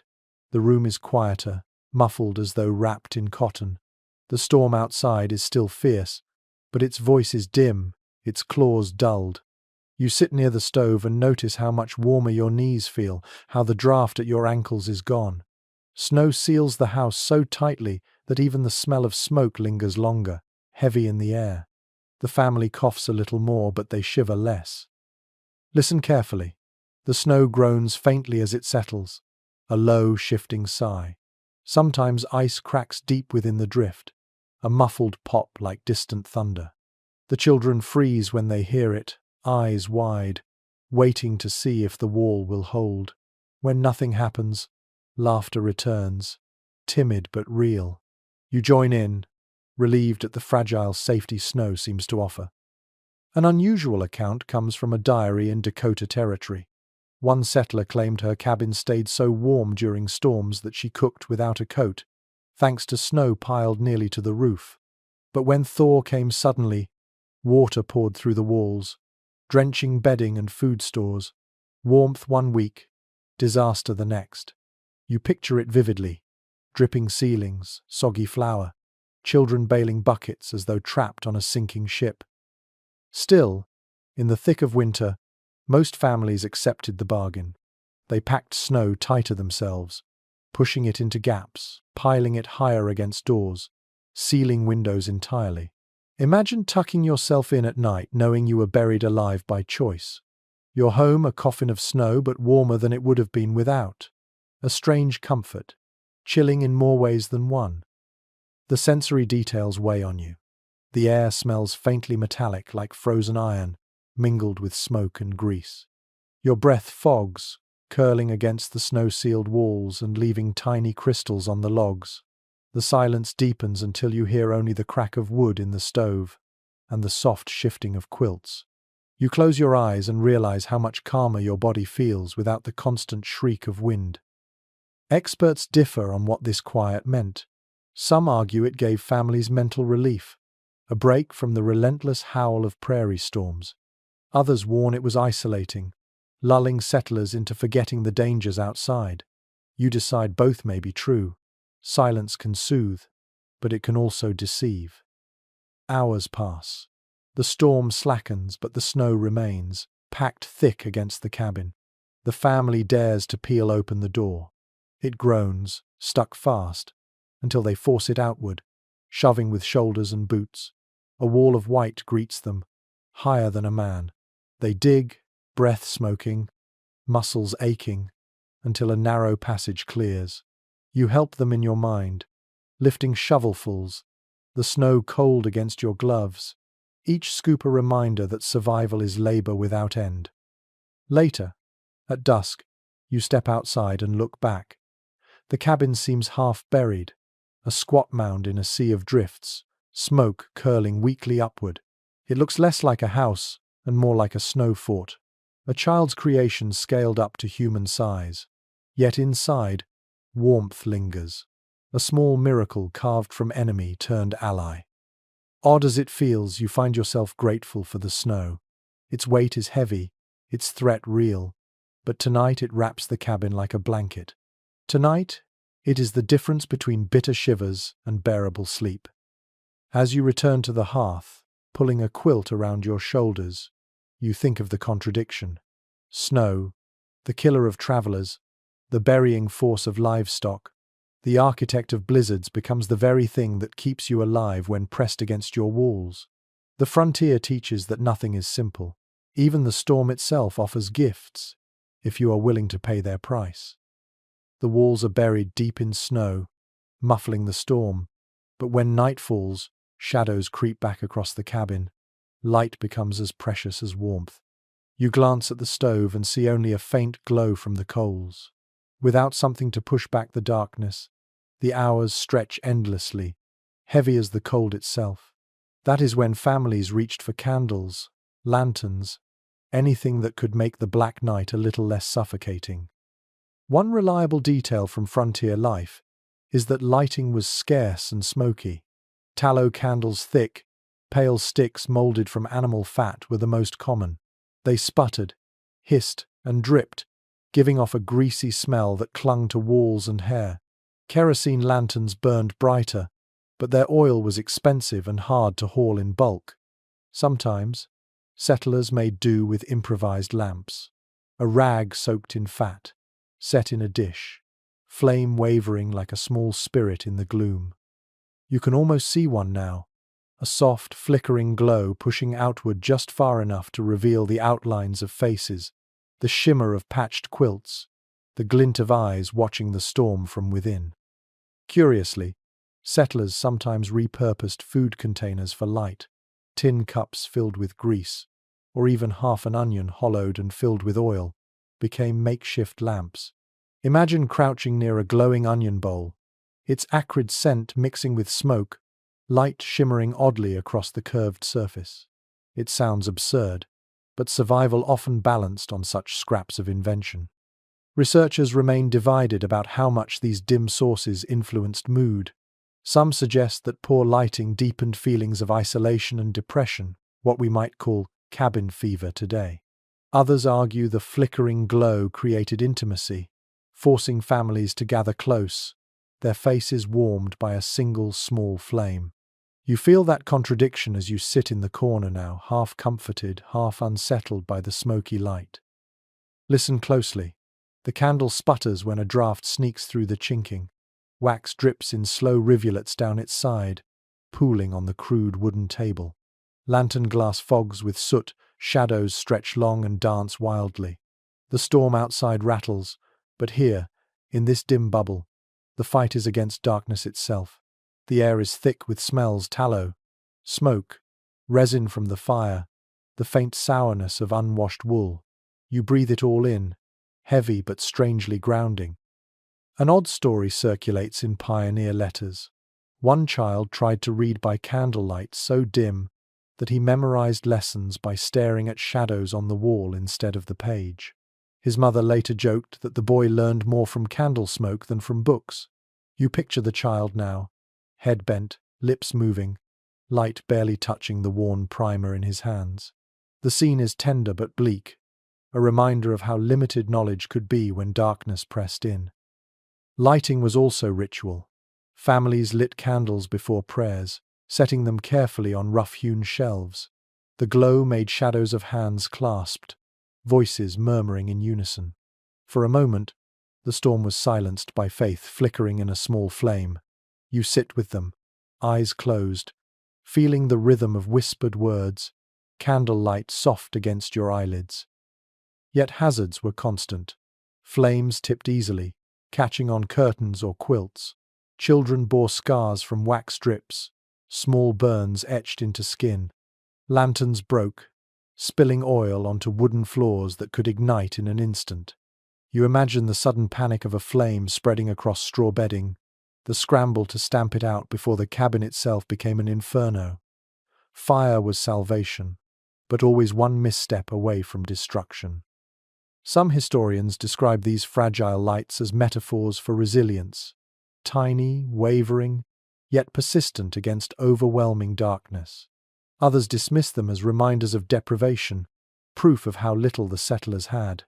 You stand between those interpretations now, candle in hand, staring at the way the flame bends in the draught. It is pitiful and proud all at once. The sound of the lantern hums low, a faint hiss as kerosene burns. Wax drips steadily. The children whisper stories, their faces half lit, eyes glowing with imagination. The room feels suspended, time slowed by shadows. You realize how silence itself grows heavier without steady light. In the flickering glow you see your own breath, silver threads curling upward, then vanishing. Curiously, some families used soot deliberately, blackening window coverings to keep light from escaping into the night. They feared the glow might attract wandering strangers or wolves, whose eyes sometimes reflected eerily just beyond the cabin. Imagine sealing your only source of comfort so that its glow would not betray you, sitting in deeper gloom for safety's sake. Midnight comes slowly. The candle shortens, flame lowering, guttering. Wax pools, smoke rises thicker, stinging your throat. Someone yawns, pulls a quilt tighter, leans closer to the stove. You watch the last inch of wick curl and vanish, plunging half the room into deeper shadow. The lantern hisses low, oil nearly spent. You feel the ache of weary eyes straining in dimness, the longing for dawn that feels impossibly far away. And yet, there is tenderness in the glow. Families leaned close, sharing stories, singing softly. A lullaby rises now, carried on a mother's cracked voice, weaving with the hum of the lantern. You let your head tilt against the wall, soot staining your hair, eyelids drooping with the rhythm. For a moment, the flickering flame seems less like a struggle and more like a heartbeat, small but steady, promising that the night will pass. When morning finally arrives, the storm has quieted. The shutters creak open, letting pale daylight spill in. The candles are stubs, the lantern's glass blackened with soot. Yet the family is awake, alive, warmed not just by fire but by the fragile courage of light itself. Step outside with them in your imagination. The snow is deep, but the sky is clearing, pale blue stretched above. You look back at the cabin window, faint soot trails marking the paper panes, and realize that inside, every flicker of light mattered. Against the vast black of prairie winter, even a greasy candle was a victory. The lantern hisses low behind you, its glow fading into soot and silence. But now, as you shift under your quilt, you feel the heavier truth of survival on the frontier. Even with walls patched and stoves burning, your body would never stay warm unless you buried yourself beneath layers of bedding. You reach down and tug at the quilt, rough and weighty, smelling faintly of smoke and wool, and realize that this too was a weapon against the storm. One well-documented reality of pioneer households is that quilts were not luxuries, they were lifelines. Women stitched them tirelessly from scraps of old shirts, worn trousers, flour sacks, and whatever fabric could be salvaged. A finished quilt wasn't just decoration, it was insulation, stacked 3 or 4 deep on beds until their weight pressed sleepers flat. You slide under such a pile in your mind, feeling the press of patched squares, each one a fragment of a different garment, stitched into a mosaic of necessity. Oddly enough, these quilts carried stories within them. Some contained bits of wedding dresses, a swatch of military uniform, or even remnants of baby clothes. Imagine tracing your fingers across a patch and realizing it once belonged to your father's jacket or your mother's apron. In the dead of winter, when the wind rattled and wolves howled, the quilt wrapped you not only in warmth but in memory. A patchwork family history heavy enough to keep out death. Historians remain divided on whether such bedding truly kept settlers warm in extreme cold. Some diaries describe nights where breath still froze into frost above sleepers, despite layers of blankets. Others record how families survived -30-degree nights with nothing more than stacked quilts and body heat. Perhaps the truth lies in the tension. Quilts could never defeat the storm completely, but they softened its bite enough to let children sleep. Picture the scene. A straw mattress lies on the packed dirt floor, flattened and prickly. The quilt drapes heavy over it, patched so many times you can't tell original seams from repairs. Children wriggle under the edges, their bare feet icy until the shared warmth takes hold. You slip in among them, shoulder to shoulder, the air close with the scent of wool and unwashed bodies.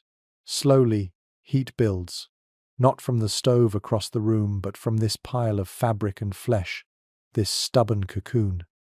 Listen carefully. The storm outside howls, snow hissing against the roof. Inside, the only sound is the soft rustle of quilts shifting, the murmur of children whispering half asleep, the faint crackle of fire on the other side of the room. Quilts muffle the world. You close your eyes, feel their scratchy weight press into your chest, and for a brief moment, the blizzard might as well be a dream. A peculiar anecdote emerges from settler journals. Some families stuffed quilts with unconventional fillers, grass, feathers from hunted birds, even shredded paper, anything that might trap warmth. One recorded making a quilt lined with rabbit pelts, sewn fur side in. Imagine burrowing under that, soft fur brushing your skin, while frost grew on the rafters above. It was improvisation bordering on eccentric, but survival rarely looked tidy. Some scholars argue that quilting itself became a communal lifeline. Women gathered for quilting bees, stitching by lamplight while gossip and songs filled the air. These gatherings produced warmth in more ways than one, creating bonds between isolated families. Others suggest the practice was as much about sanity as utility, giving restless hands a purpose in the long hours trapped indoors. You let both ideas linger as you run your fingers across the imaginary seams of a quilt, each stitch a small defiance against despair. The sensory experience is vivid. Quilts smell faintly of smoke, grease from the stove, and sometimes mildew when damp crept in. They scratch slightly, especially those made from coarse flour sacks. Yet beneath them, the heat is unmistakable, gathering slow and steady until cheeks flush and breath feels damp. Your legs grow heavy, pinned by the layers. You cannot toss or turn easily, you submit to the quilt's weight, a forced stillness that oddly calms you. An unusual detail surfaces. Some families hung quilts along the walls, not just on beds, to block drafts. Imagine sitting at the table with patchwork curtains fluttering faintly, every bright square a shield against cold. The cabin became less a house than a padded cell, walls muffled with fabric scraps stitched into desperate artistry. You look around now and see color reds faded to pink, blues worn to grey, patterns mismatched yet somehow beautiful against rough logs. The debate persists among historians.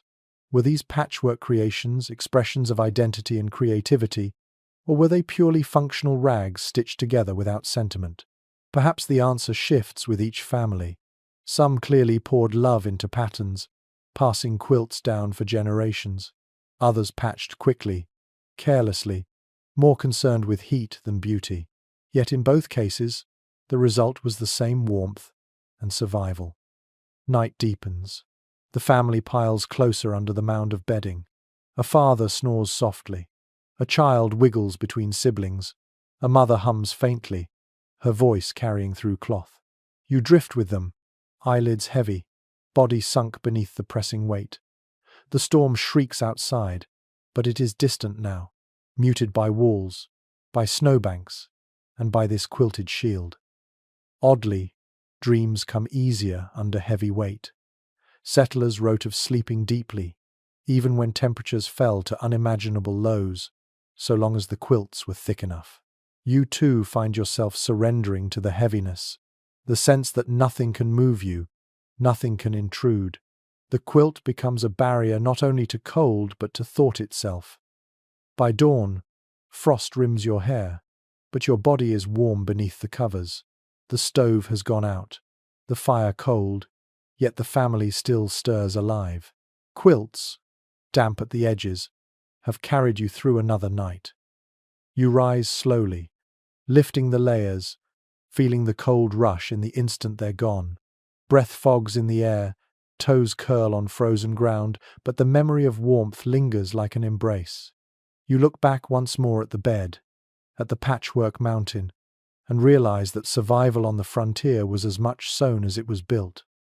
The quilts still cling to your shoulders, heavy and warm, but as you rise in your imagination, your eye falls on another frontier invention just as critical: the door.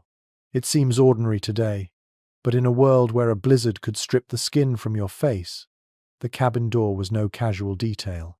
It was the thin plank that marked the line between storm and hearth, chaos and calm. One well-established fact of pioneer homes is that doors were rarely factory-made.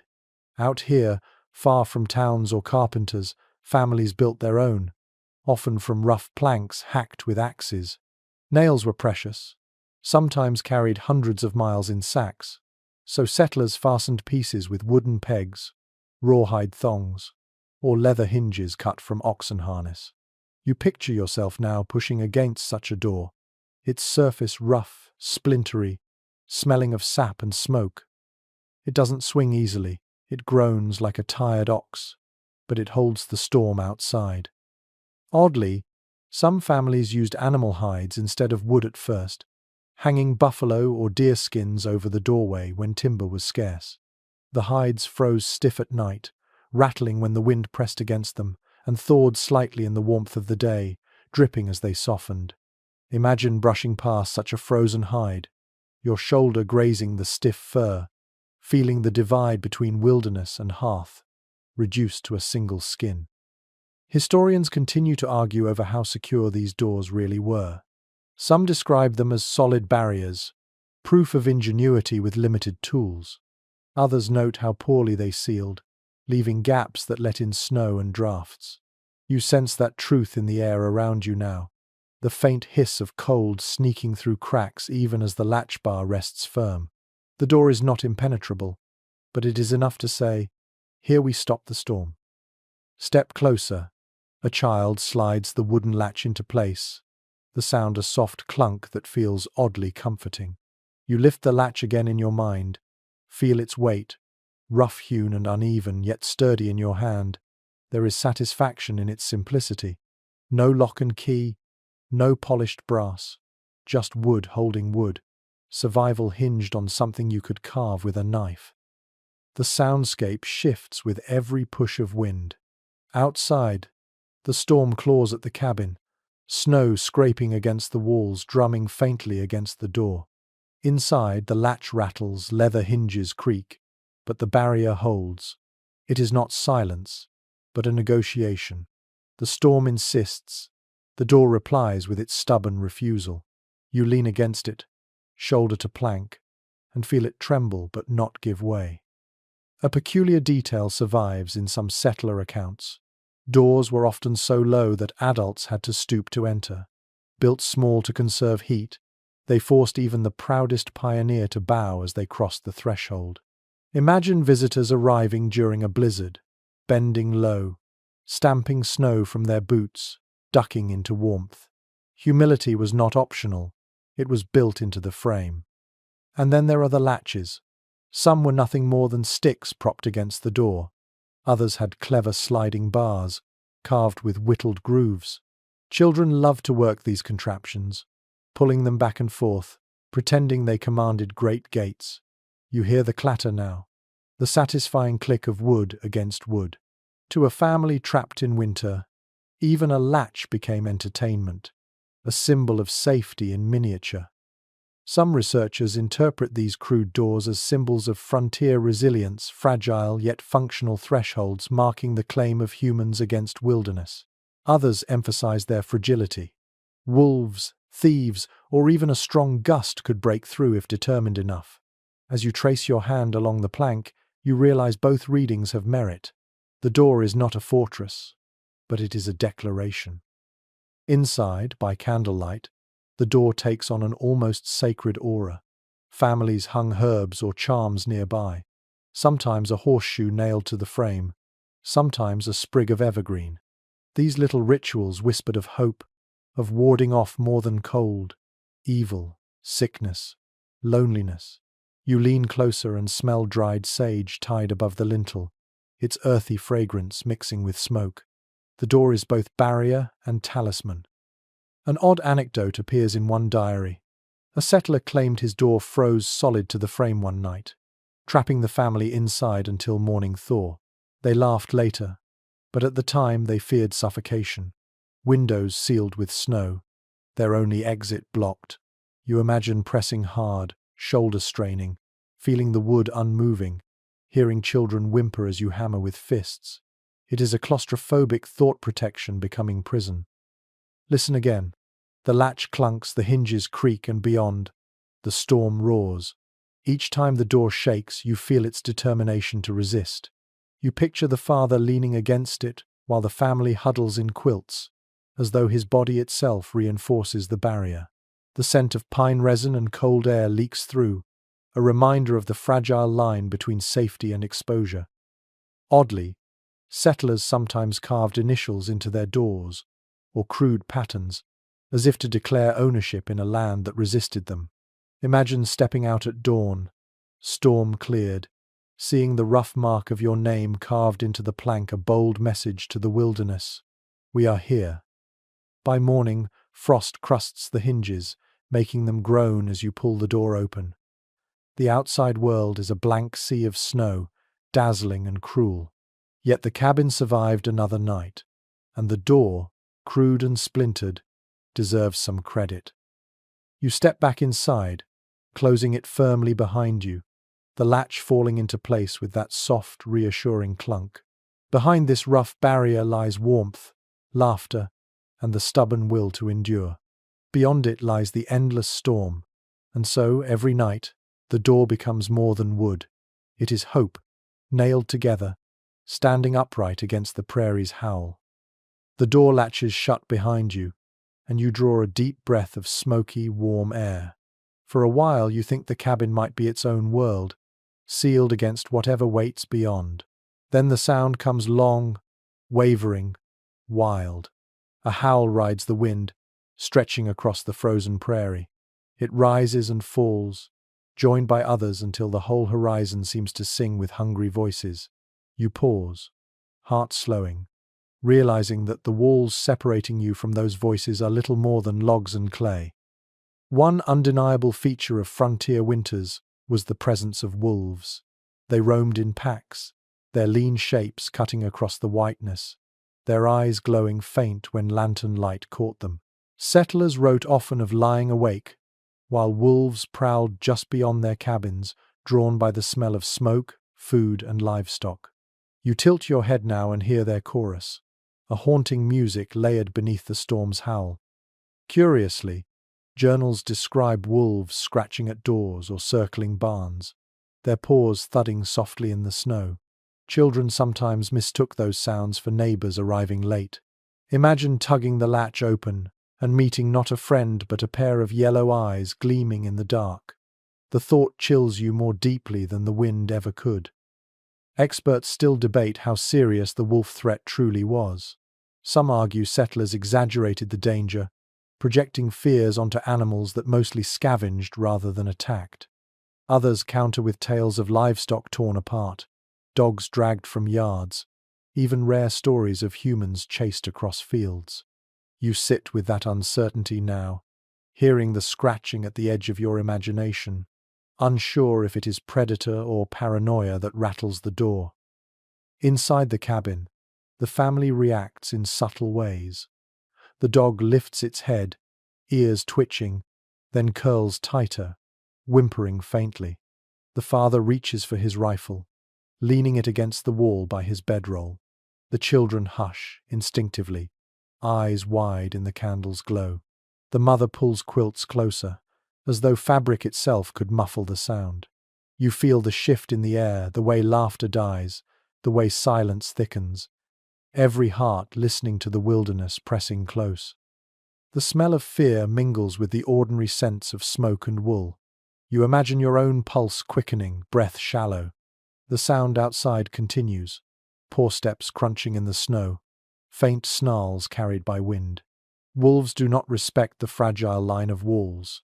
They test it, pacing, waiting, reminding the settlers that the frontier was never truly theirs.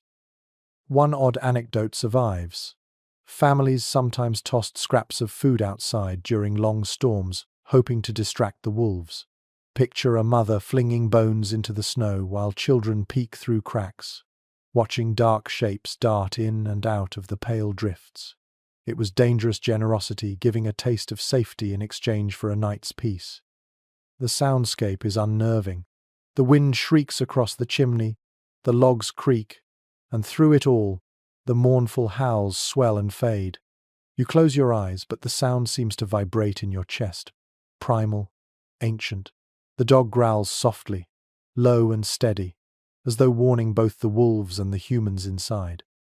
Some historians argue that these moments of listening families huddled in silence, wolves circling unseen, symbolize the thinness of the settlers' conquest.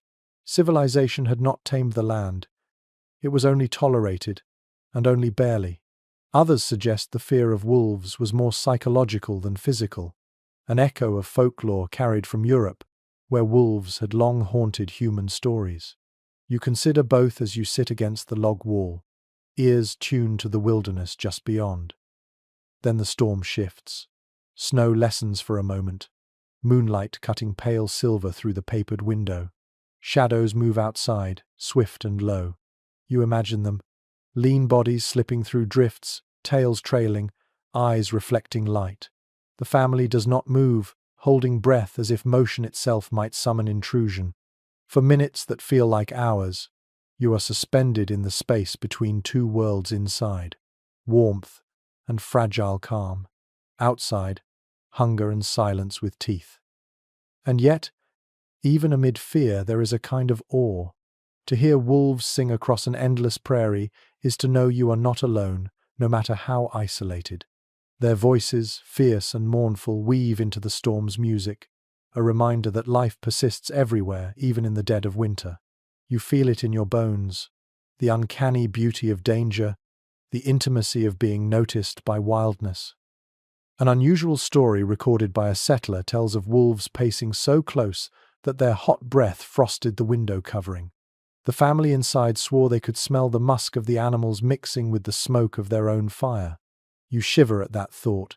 Scent and sound bleeding across the barrier, predator and prey separated by nothing but logs. Finally, the howls fade. The storm carries them farther, scattering voices across the white horizon. The family exhales as one, tension draining, though sleep will not come easily tonight. You too sit back, shoulders relaxing, grateful for silence but haunted by echoes that still hum faintly in your ears. Dawn will show paw prints circling the cabin, pressed deep into the snow like signatures left in warning. Children will step outside to fetch wood, eyes darting, hearts racing, boots sinking into the marks left by unseen watchers. Life will resume, chores will continue, but the memory will linger. The night when the frontier walls felt thinner than paper, when wilderness sang at the door. And as you close your eyes again, pulling the quilt tighter, you realize that survival here was not only about warmth or food, it was about living with fear, acknowledging it, and learning to breathe anyway. On the frozen prairie, you were never truly alone, and that truth was both comfort and curse. The wolves' howls fade into distance, but the memory clings to the cabin walls. You sit back on the straw mattress, listening to the logs settle, when another sound breaks the hush, the low murmur of voices. They do not come from a single family but from next door, or rather, from the other side of a wall shared by two households. You realize then that not all frontier cabins stood alone. Sometimes, survival meant clustering close, attaching homes together so warmth and company might bleed across. One firmly recorded feature of prairie life is that families often built cabins side by side or even back to back, sharing walls to save labor and wood. Two households could split the cost of sawn boards or beams, and the adjoining walls meant less heat loss. You picture yourself standing between them now, one thin timber partition dividing neighbors whose lives were as tangled as the logs they stacked. Curiously, there are accounts of settlers cutting doorways directly between cabins, so children could pass back and forth without stepping outside into the blizzard. Imagine tugging open a crude door inside your own living room, greeted not by snow but by another family huddled around their stove. You hear the laughter of cousins mingling with your own, quilts swapped across thresholds, soup shared without ceremony. A strange domestic village formed inside the snowbound world. Researchers disagree about how harmonious these arrangements truly were. Some describe them as lifelines against loneliness, the joining of voices and prayers across thin walls. Others note the inevitable quarrels, arguments over firewood, noise, or borrowed tools made sharper by confinement. You feel that tension now as you sit in the glow of the stove, comfort in numbers, but also claustrophobia when privacy dissolves. The soundscape shifts with this closeness. Through the log wall you hear a baby cry, muffled but insistent. A man coughs on the other side, hacking into the dark. A fiddle plays softly, the tune leaking faintly through the seams. It is both reassuring and intrusive, a reminder that your struggles are not solitary, but also not secret. An unusual detail emerges from diaries. Sometimes families leaned their beds against the shared wall so they could speak to neighbors without leaving their quilts. Picture lying half asleep, whispering through cracks in the logs, trading news or jokes in the pitch black of a winter night. It is intimacy born of necessity, voices traveling through wood like whispers across time. Step into the neighbor's cabin now in your mind. It smells slightly different, more cabbage, less smoke, but the rhythm is the same. Stove glowing, quilts stacked, children yawning. They nod at you with weary familiarity, their faces pale in the lantern's flicker. You realize how similar every room is in this landscape, every family drawing from the same fragile script of endurance. Some historians argue that these clustered cabins planted the seeds of frontier communities, knitting settlers into webs of obligation and cooperation. Others caution that such arrangements strained tempers, that proximity without space bred resentment as much as kinship. You run your hand along the shared wall and feel both interpretations at once, strength and friction bound tightly together. Listen again. The wind shrieks outside, battering snow against the outer walls. But inside, the combined voices of two households rise against it. Hymns swell faintly, overlapping, imperfect but earnest. Children laugh across the threshold, chasing each other until mothers scold. For a moment, you feel as though the storm has been reduced to background noise, its power checked by a chorus of human presence. One curious anecdote lingers from a settler's letter. During a particularly brutal January, 3 families connected their cabins with makeshift tunnels of snow, crawling through them like foxes to share meals and keep watch. When spring arrived, the tunnels collapsed into slush, but the memory endured as proof that ingenuity often blurred the line between absurdity and brilliance. You picture yourself crawling through a snow passage now, lantern in hand, laughter echoing from the far side, the storm muffled above. The sensory atmosphere deepens. The shared wall is warm to the touch, heat from both stoves bleeding into it. You smell bread baking next door, mingling with the scent of beans simmering on your side. Quilts hang across the partition, bright patches swaying faintly in the draught, as though trying to stitch the households closer still. Every sense tells you that you are not alone, that survival here is collective. Still, there are cracks in that closeness. Quarrels erupt over who chops more wood, who tends the fire, who hogs the stove. Children cry louder when too many bodies crowd into a single room. Privacy vanishes, the smallest argument heard by every ear. You hear it now, muffled voices rising sharper through the logs, a dispute over nothing and everything at once.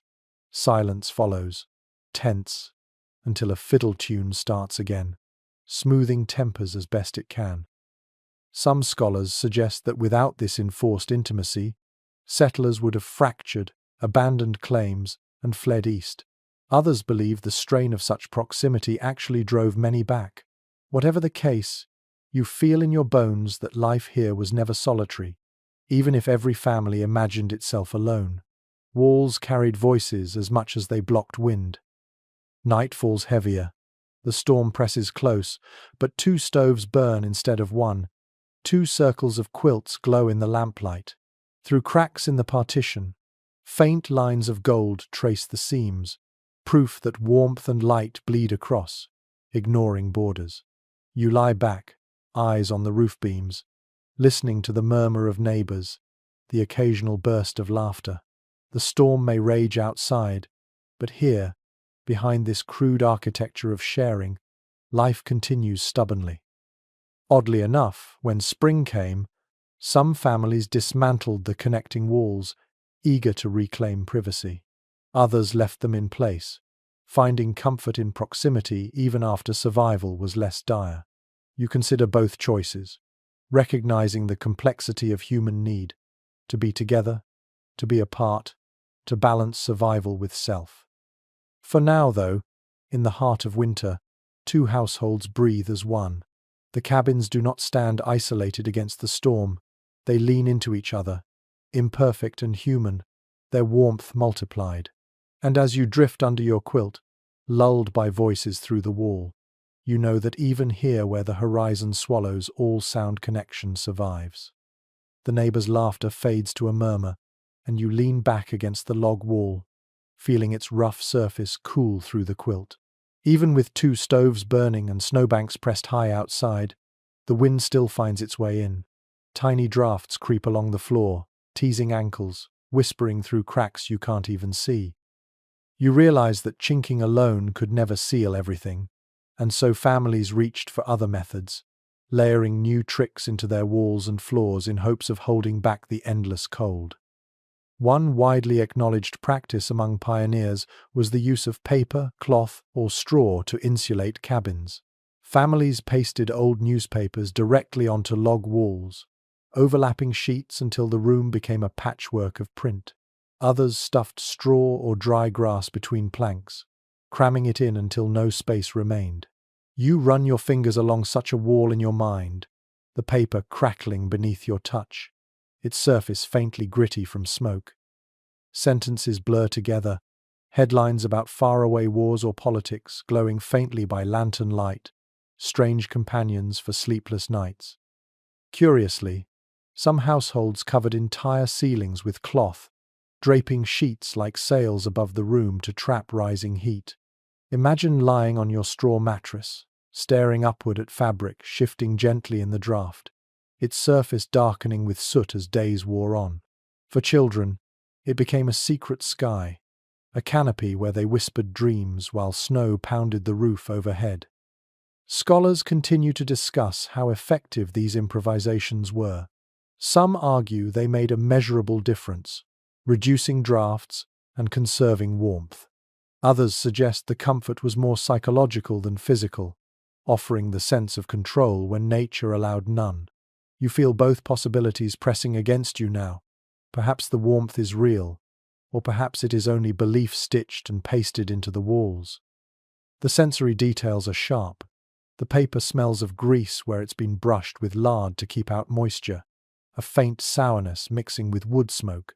Straw crackles when you press your palm to the wall, shedding dust that tickles your nose. In the quiet, you hear faint rustling mice moving through the hidden grass insulation, tiny bodies thriving where humans fight to endure. The irony is not lost on you. Every layer of defense becomes a habitat for something else. An unusual anecdote appears in letters. One settler family lined their walls with empty flour sacks, sewn together like wallpaper. The printed logos, mill names, bold lettering glowed dimly in the lamplight, giving the cabin the accidental look of a mercantile shop. Imagine sitting at the table, sipping weak coffee, and reading Minneapolis Best stamped in block letters across your wall. A strange comfort, perhaps, but also a reminder of scarcity turned into resource. The soundscape deepens as night settles. The stove pings softly as it cools, while the wind rattles faintly at the corners. Paper on the walls shivers with each gust, making a dry, fluttering noise, like wings beating faintly in the dark. Quilts hung as curtains sway gently, their edges brushing the floor with a whisper. Even in stillness, the cabin hums with life, every patch and layer shifting, creaking, settling into place. Some historians interpret these makeshift insulations as proof of human adaptability, scraps and rags transformed into bulwarks against annihilation. Others see them as evidence of desperation, each measure temporary, fragile, and destined to fail under real stress. You weigh the arguments in silence, hand pressed to the rustling wall, wondering if survival lies more in ingenuity or stubborn denial. Look around carefully now. The cabin glows with mismatched textures. One wall is dark log, patched with moss. Another is bright with pasted paper, yellowed at the edges. The ceiling sags with cloth nailed tight. Quilts cover a drafty corner, scraps of red and blue patches dancing in the lamplight. It is not elegant, it is almost chaotic, but it feels strangely human, a collage of lives stitched and pressed together against the cold. An odd practice sometimes mentioned in frontier folklore was the use of raw animal hides nailed inside as insulation. Skins stiffened with frost, giving off a rank odor as they thawed near the stove. Children wrinkled their noses, adults tolerated it, but still the hides kept drafts at bay. Imagine sleeping with your head against such a wall, smelling faint musk and grease, yet grateful for the thin layer that stopped the wind from reaching your bones. The hours stretch, the storm claws outside, but you sit beneath a cloth-draped ceiling, walls padded with newsprint and straw, quilts fluttering faintly. The patchwork feels like a fragile cocoon, trembling but whole. You exhale slowly, shoulders loosening as the drafts lessen. Perhaps it is only a little warmer, but on nights like this, a little is enough. Oddly enough, children often learned their letters from those pasted newspapers. By day, in the thin light, they traced words on the walls, reading aloud headlines that once mattered in far-off cities. Education stitched directly into insulation. Imagine reciting the alphabet while pointing at an article about the president or a farming dispute, history absorbed while trying to stay warm. As dawn breaks faintly, the paper still clings to the walls. The straw still rustles in hidden gaps. Frost sparkles along the seams, but the family wakes alive, voices rough but steady. The improvisations have done their work, not perfectly, not elegantly, but enough. Step outside in your imagination. Snow drifts high, wind sighs low, but smoke curls from the chimney. Inside, a strange collage of paper, cloth, straw, and hides has turned a log shell into something that can almost be called a home.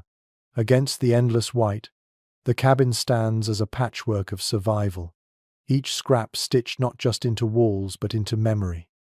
The paper-lined walls rustle faintly as morning light seeps through the greased window panes, but the rhythm of the house never truly rests.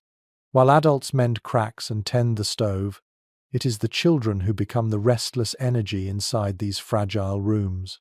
The storm makes prisoners of everyone, yet even in confinement, chores wait. You glance toward the corner where a boy shrugs into a woolen coat, cheeks flushed, preparing for another round of labor that seems endless. One well-attested reality of frontier life is that children's work was not optional. Even during the worst blizzards, they hauled in firewood, fetched water from streams when they weren't frozen solid, and tended to livestock if barns lay nearby. Without their help, families simply could not keep pace with the demands of survival. You imagine a girl no older than 10, arms wrapped around a log almost as heavy as herself, stumbling toward the stove, frost glittering on her braids. Strangely enough, many children looked back on these chores with pride.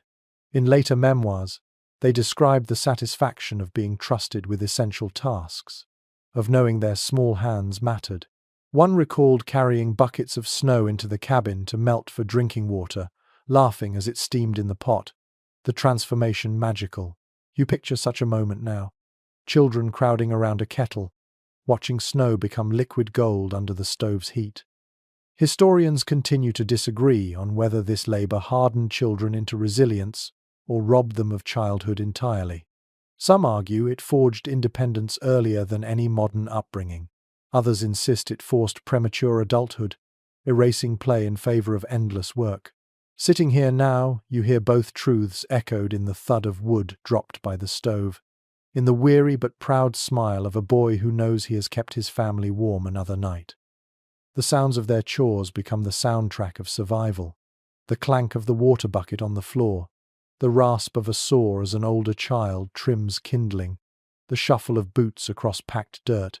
You notice how the younger ones mimic their elders, straining to carry twigs or sweep ash, eager to prove themselves. Even their play turns into practice. Stick battles by the fire mimic chopping wood. Dolls tucked into scraps of cloth echo the care of siblings. An unusual anecdote surfaces in a settler's diary.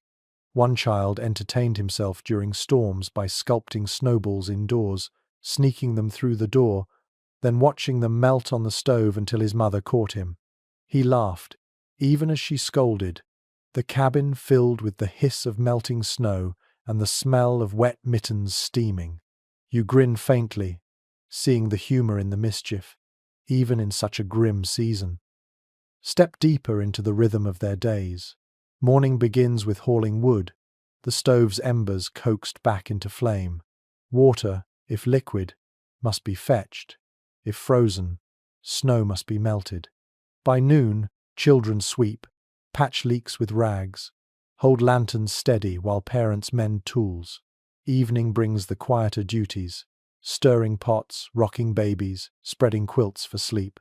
Each act seems small, but taken together, they weave the invisible net that keeps the storm at bay. The sensory experience is vivid. You smell damp wool drying by the stove, acrid and smoky. You feel rough splinters prick your palm as a child hauls logs inside. You hear water slosh against a tin bucket, the metal ringing when set down too hard. Every detail carries the weight of necessity, each task a thread holding the fabric of life together. Some scholars argue that children's participation blurred the line between necessity and education. By working, They learned skills they would need as adults. Their lessons carved not into books but into muscle and memory. Others suggest the burden was too great, that the frontier demanded sacrifices too steep for young shoulders. You can sense both as you watch a girl scrape frost from the window with her mitten, her breath fogging the greasy pane. Is she learning resilience or losing something tender? Perhaps both. The storm thickens again, snow driving against the cabin, yet inside the chores continue. A boy crouches by the hearth, blowing on coals until they flare. His sister balances a kettle, careful not to spill.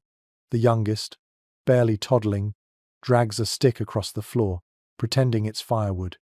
Their play, their work, their survival all bleed together in the dim light. An odd memory lingers from one pioneer's letter. She recalled her children turning daily chores into songs, chanting rhymes while fetching wood or melting snow. Their voices rose above the storm, weaving rhythm into drudgery. You hear it now, faint but sweet, a sing-song cadence that makes the work less heavy. Even in hardship, music stitched itself into survival. Night falls, but children do not rest until their tasks are done. A boy latches the door against the wind, the wood clunking into place. A girl folds quilts neatly, though her fingers are cracked and raw. Their faces glow by candlelight, weary but satisfied. You feel pride in the air, unspoken but solid, as though the house itself has acknowledged their contribution. And when finally they lie down, nestled beneath patchwork covers, the day's labor clings to them still. Their hands smell of wood smoke, their hair of damp wool, their cheeks streaked faintly with soot. Yet their breathing slows, steady, as though the storm cannot touch them in dreams. You listen, heart softening, as the rhythm of chores gives way to the rhythm of sleep. Step back from the scene now. The cabin is quiet but not empty. It hums with the work that children carried through the day. Every stick of wood, every bucket of water, every patched seam bears their mark. Outside, the storm continues its endless argument with the prairie. But inside, the youngest settlers have already proven themselves guardians of warmth. The children drift into uneasy sleep, but the storm does not care. It prowls outside, steady and merciless, and soon the cabin itself begins to reveal its limits. You glance toward the water bucket near the stove, expecting to see steam rising from its rim. Instead, a pale sheet of ice glimmers at the surface. You touch it with your fingertip, hard, cold, unyielding. Even inside the shelter, winter has crept in. One well-documented hardship on the frontier was that water frequently froze indoors. Diaries tell of buckets turned solid overnight, basins of wash water rimmed with ice despite fires stoked until dawn. Families sometimes woke to find frost on their quilts, their breath crystallized on rafters, icicles hanging from nails driven into walls. You look upward now and see them, thin white daggers suspended from the roof beams, glistening faintly in lantern light. The line between outside and inside is blurred to nothing. Curiously enough, some families joked darkly that they could skate from one end of the cabin to the other if the floor iced over. One boy remembered sliding across bare boards in his socks, laughing until his mother scolded him for catching cold. You picture him now, cheeks red, hair stiff with frost, turning a bitter reality into a brief game. It is almost comic until you remember that cold sickness could kill. Experts remain divided on how settlers coped with such cold intrusions. Some argue the fire was never truly enough, no matter how much wood was burned. Others suggest better chinking and insulation might have prevented it, blaming poor craftsmanship rather than weather alone. Standing here, breath fogging in the dim light, you sense both possibilities: human ingenuity at its limits, and nature pressing far beyond. The sensory world inside the cabin is unsettling. Frost webs across the greased paper window, delicate and cruelly beautiful. Quilts near the wall feel stiff, edges hardened with ice, where condensation froze overnight. When you inhale, the air is dry, searing your throat. When you exhale, your breath swirls white, vanishing into the gloom. Even the stove, glowing faintly red, seems small against such immensity. Listen. Water cracks softly as ice expands in the bucket. The stove hisses as snow dropped from the roof melts down the chimney. A child coughs in sleep, voice hoarse, lungs strained from the chill. The soundscape is fragile, every noise evidence that the cold has breached the walls. An unusual anecdote surfaces from one settler's recollection. A family reported waking to find bread frozen solid on the table, their breakfast as hard as stone.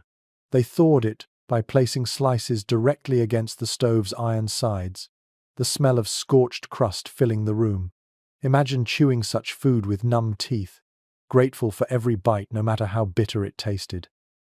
The cold seeped into bodies as easily as into walls, toes numbed under quilts, fingers stiffened even while tending fires. Frostbite claimed skin not carefully wrapped. You run your hands over your own in imagination, feeling them sting, then dull, then throb as if they might shatter. In these moments, survival was not only about building walls, it was about enduring when those walls failed. Some historians suggest that such conditions tested mental resilience more than physical. Families could work endlessly, chopping wood and patching gaps, but when frost grew inside their own beds, despair set in. Others argue that endurance became its own kind of routine, that settlers accepted frozen buckets as casually as we accept morning dew. You weigh both ideas while staring at the pale ice rim, wondering how many chose laughter and how many chose silence. The fire must be fed again. You picture the father rising, stiff and weary, stuffing logs into the stove until sparks leap upward. The iron glows brighter, heat radiates, but it cannot reach the corners. The frost remains on the quilts, the icicles continue to hang. Warmth here is not about comfort, it is about keeping the edge of death just one step further away.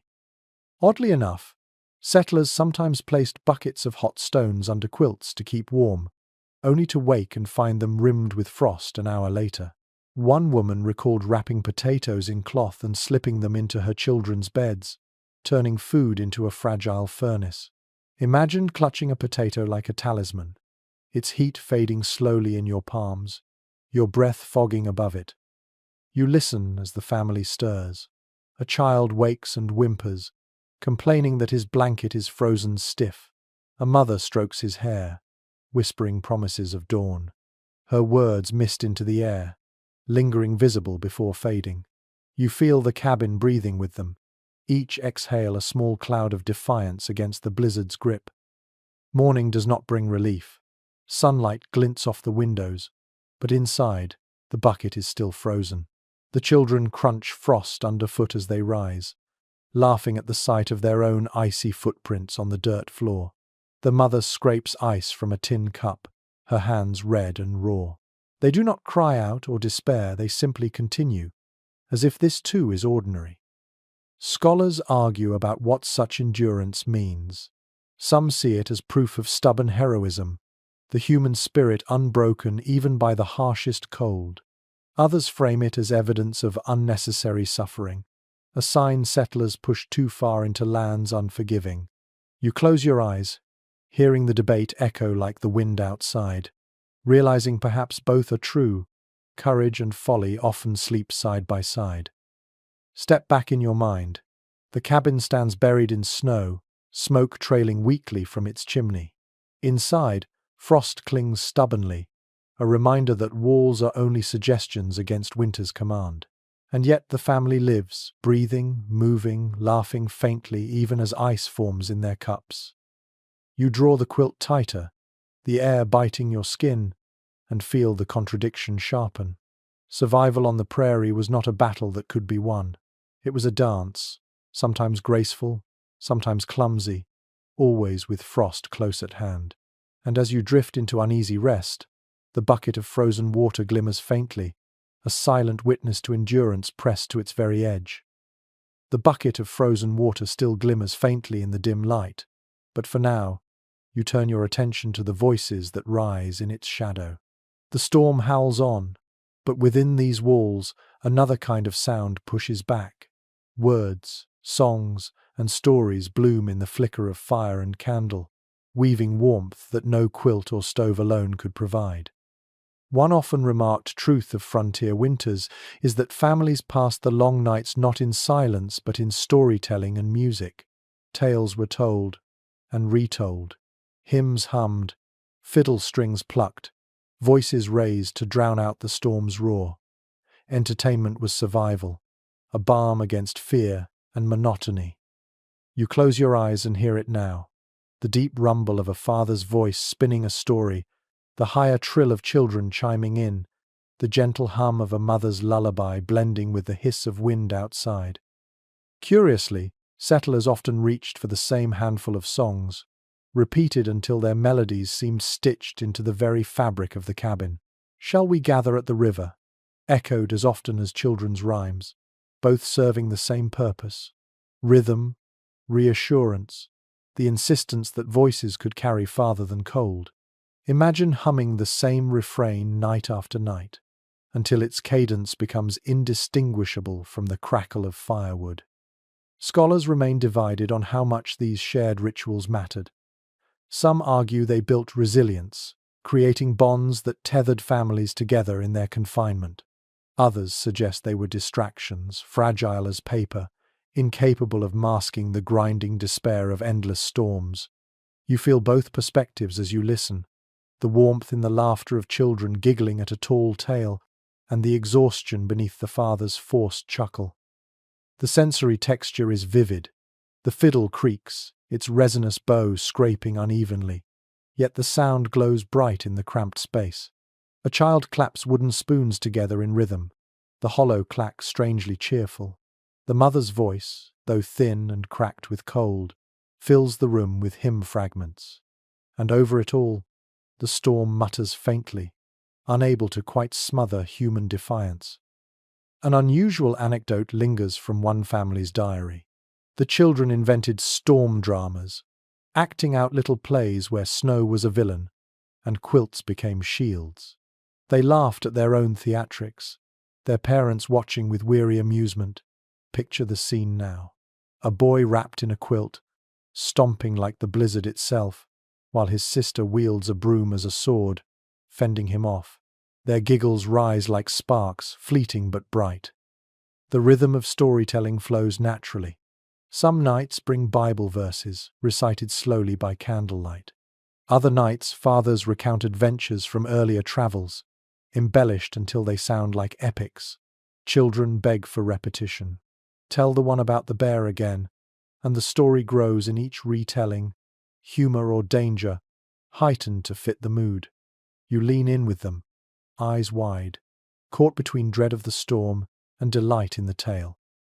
The smell of tallow fills the air as candles drip, mingling with smoke and damp wool. You press your quilt closer, the weight grounding you as voices weave above. The stories are not polished, they stumble, wander, repeat, but they are alive, and that is what matters. Some researchers interpret these moments as evidence that the frontier was not only physical survival but cultural survival. Music and myth held the cold at bay as surely as wood and mud. Others caution against romanticizing, pointing out how often journals mention boredom, quarrels, or the same stories repeated to the point of weariness. You hear that tension now in the father's sigh as he begins a familiar tale, his voice weary, his children still eager. Another odd detail appears. One settler recalled using the Bible not only for readings but as a literal prop in games, balancing it on heads to see who could walk straight the longest. Faith, humor, necessity all blurred together in the cramped space. You imagine laughter echoing even as sacred words wobble precariously atop a child's curls. The storm rages harder outside, but the room pulses with song. Hymns swell, clumsy but earnest, voices weaving into a fragile choir. When the last note fades, silence descends heavy, broken only by the hiss of wind. Yet that silence is different now. It feels less like despair, more like rest after exertion. A child whispers a question. Will the storm ever end?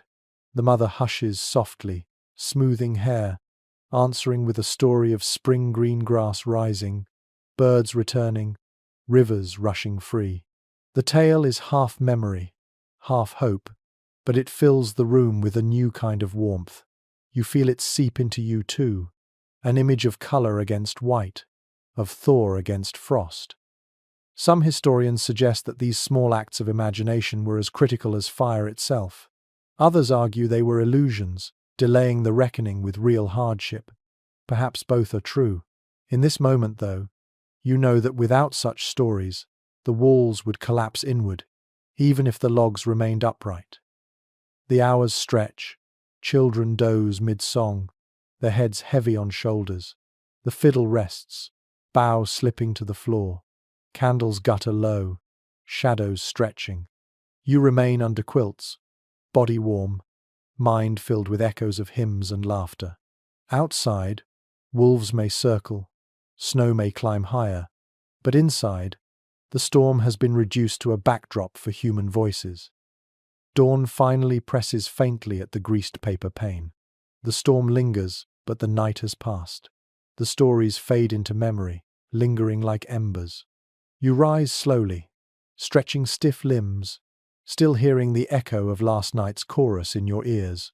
For a brief moment, you feel lighter, as though words themselves stitched a new quilt around the family.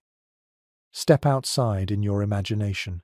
Snow still covers the land, the world still white and merciless. Yet smoke trails upward from the chimney, proof that life persists. Inside, voices are hoarse, eyes weary, but hearts remain stitched together by song, by story, by the stubborn belief that even in a world of frozen water and howling wolves, humanity can speak louder than the storm. The echoes of songs still linger in your ears, but daylight brings a harsher reminder.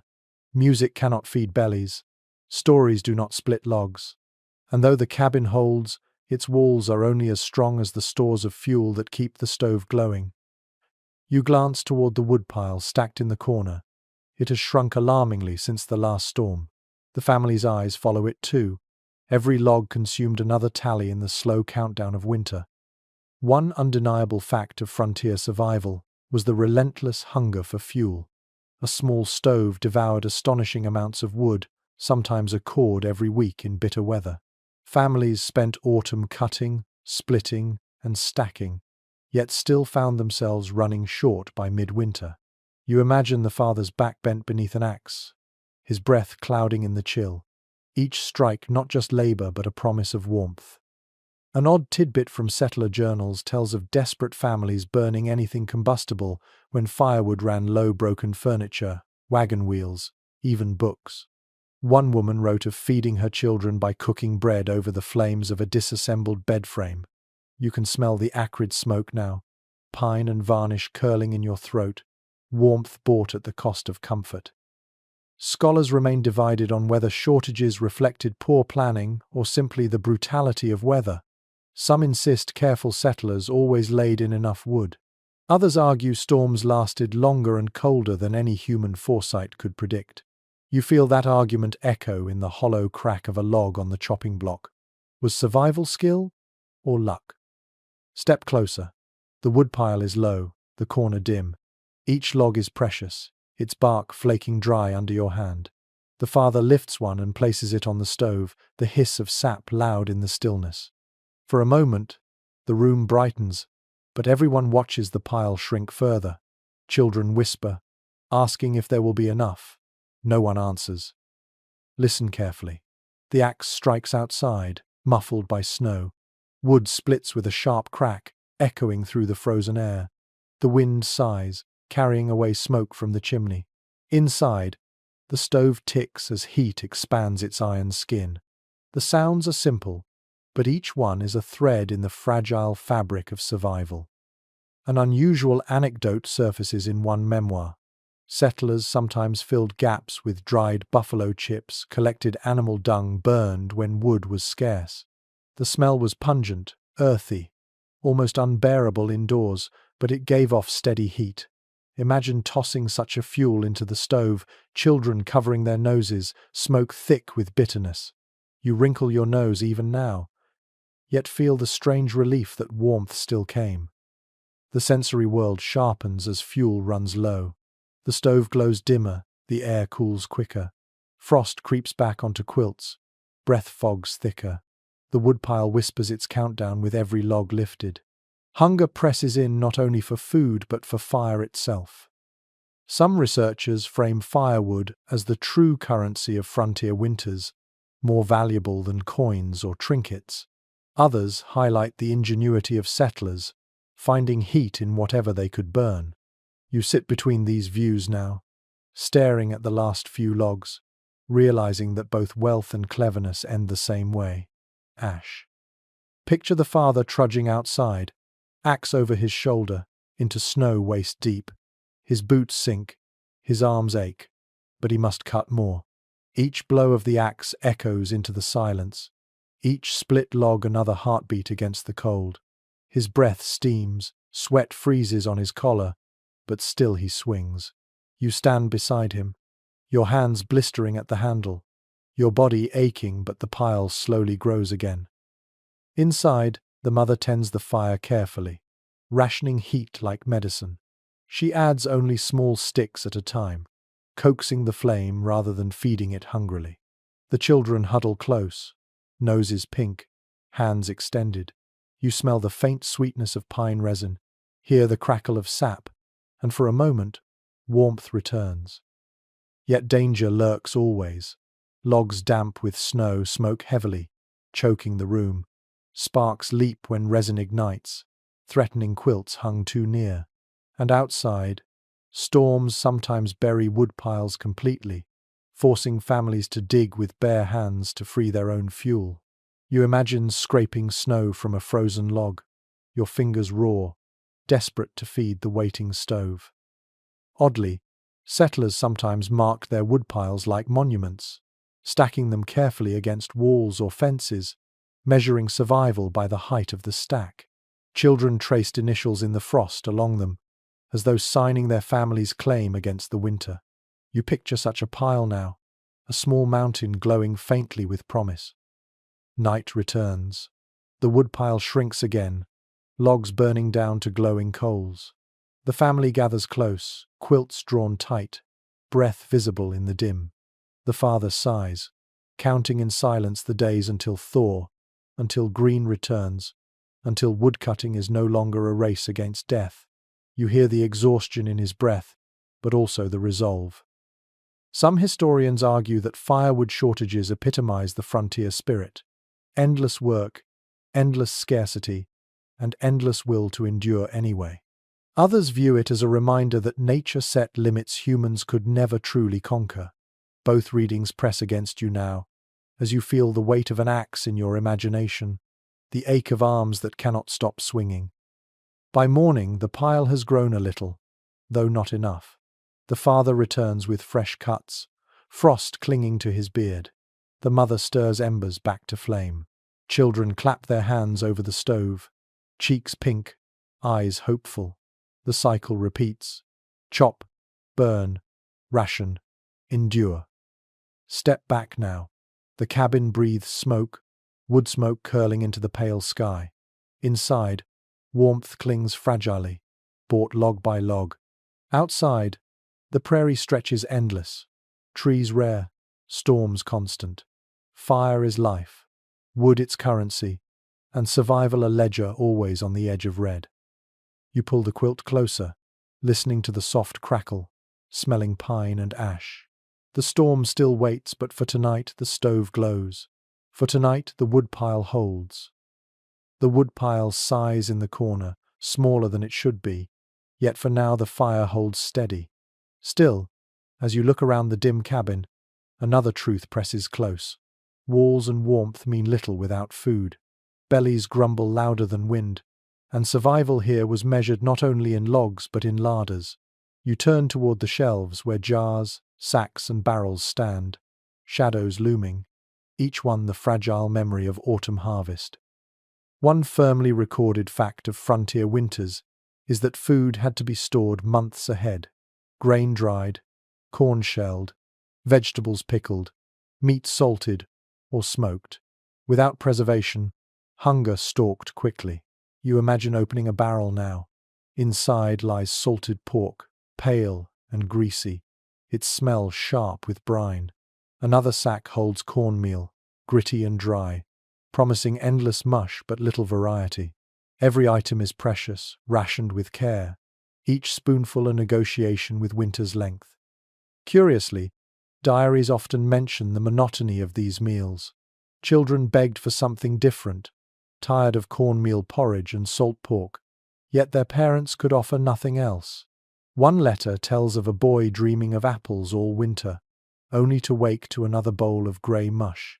You can almost taste it now, thick, bland, filling but joyless, sticking to your tongue like paste. Scholars continue to debate whether frontier diets were sufficient to sustain real health. Some insist preserved foods provided enough calories for survival. Others argue the lack of fresh produce led to scurvy, weakness, and illness. You sense both truths as you picture the family eating, bellies quieted, but bodies weary, longing for green that does not exist under snow. Step closer to the shelves. You see jars of pickled cucumbers, their brine cloudy, lids sealed with wax. A faint smell of vinegar leaks into the air, sharp and comforting. Next to them sit sacks of beans, hard as stones until boiled for hours. A crock of butter rests nearby, its surface darkened with salt. Each item whispers of summer labor, planting, harvesting, preserving. The work of one season stretches into the next, every bite a reminder of fields now buried under drifts. An unusual anecdote appears from one settler's journal. Families sometimes suspended meat from rafters to keep it away from mice. Imagine looking up and seeing hams swinging above your head, the smell of smoke clinging to them, while children swatted at dangling strips like piñatas. It was comical, but also necessary. The ceiling turned pantry to save what little remained. The soundscape is quieter here. The stove hums, the pot simmers, beans rattling faintly as they boil.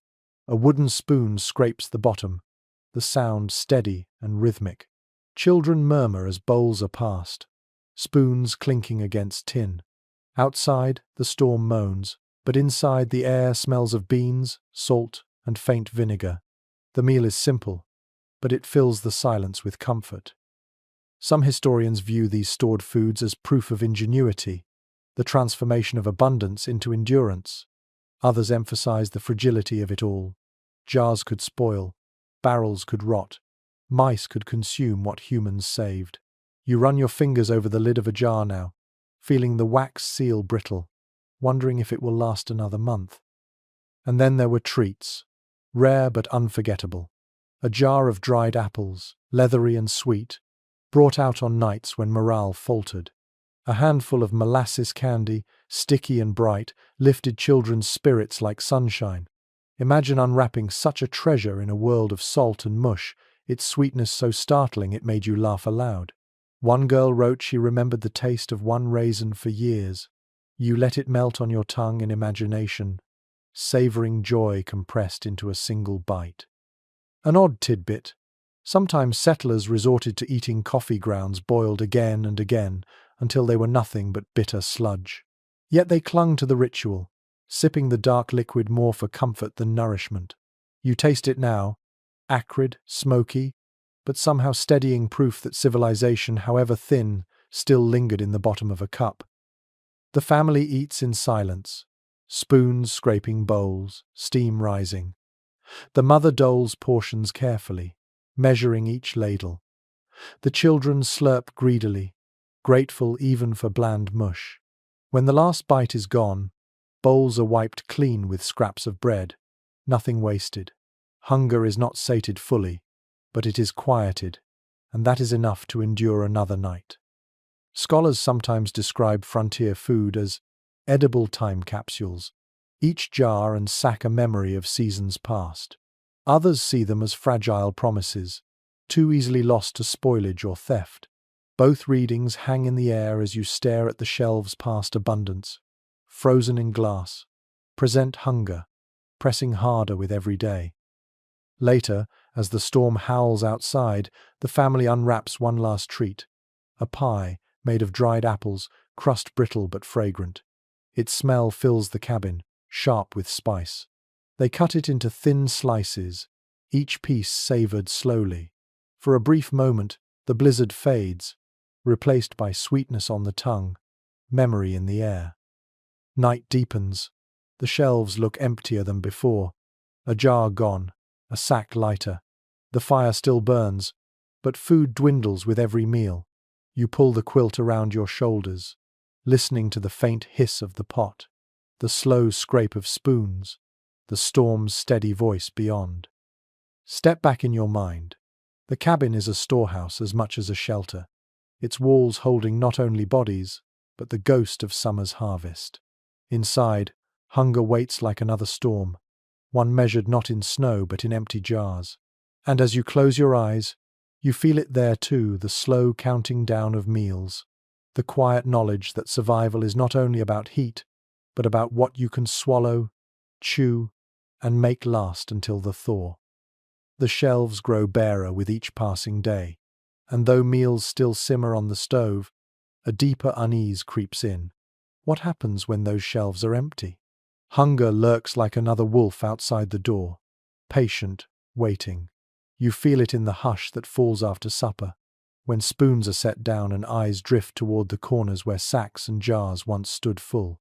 The blizzard is not only a battle of cold, it is a war of appetite. One sobering reality recorded again and again is that frontier families often reach the edge of starvation during long winters. Diaries speak of rations dwindling to almost nothing, of meals stretched thin until they were little more than hot water flavored with scraps. Imagine holding a wooden bowl filled with broth made from a single bone, steam rising, yet no real nourishment in its depths.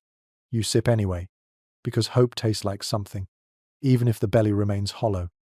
Curiously, some families turn to foraging even in deep snow. They dug through drifts to find frozen turnips left behind in fields, scraped bark for edible inner layers, or boiled pine needles into a bitter, vitamin-rich tea. Picture kneeling in the snow, fingers numb, clawing at the frozen earth for a root that might taste of dirt but still mean survival. Researchers remain split on how common outright starvation was.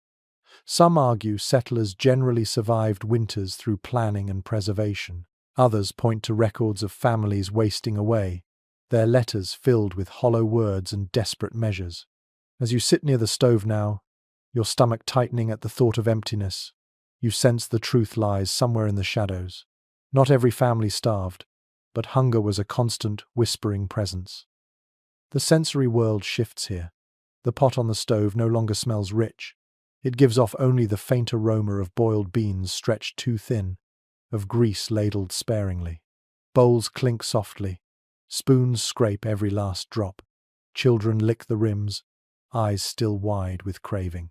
Even the dog stares hungrily, ribs showing through its fur, tail wagging faintly at the smell of even crumbs. An unusual anecdote surfaces in one pioneer's memoir. A family claimed they boiled leather strips from harnesses, softening them into a kind of soup. The taste was foul, but it filled space in the belly. Imagine chewing on soggy leather, the flavor acrid, your teeth aching, yet swallowing because the alternative is worse. It feels absurd, even grotesque, but desperation has no dignity. Some scholars interpret these stories as exaggerations, shaped by memory and folklore. Others insist they reflect reality, evidence of how thin the line between survival and ruin truly was. You hold that debate in your chest as your own imagined hunger grows sharper, the air around you heavy with the absence of enough food. Listen closely. The storm rages still, but inside the cabin the only sounds are the crack of wood and the faint rumble of stomachs. A child whimpers quietly, asking for more. The mother strokes hair and whispers promises she may not keep. The father stares at the shelves, his face lined with worry. Each silence between breaths is louder than the blizzard outside. And then there are the stories of ingenuity. Families stretching flour by mixing it with ground corn husks. Women grinding acorns into flour, bitter but edible. Children sent to gather icicles, melted into weak tea flavored with the last bit of sugar. Imagine sipping such a drink.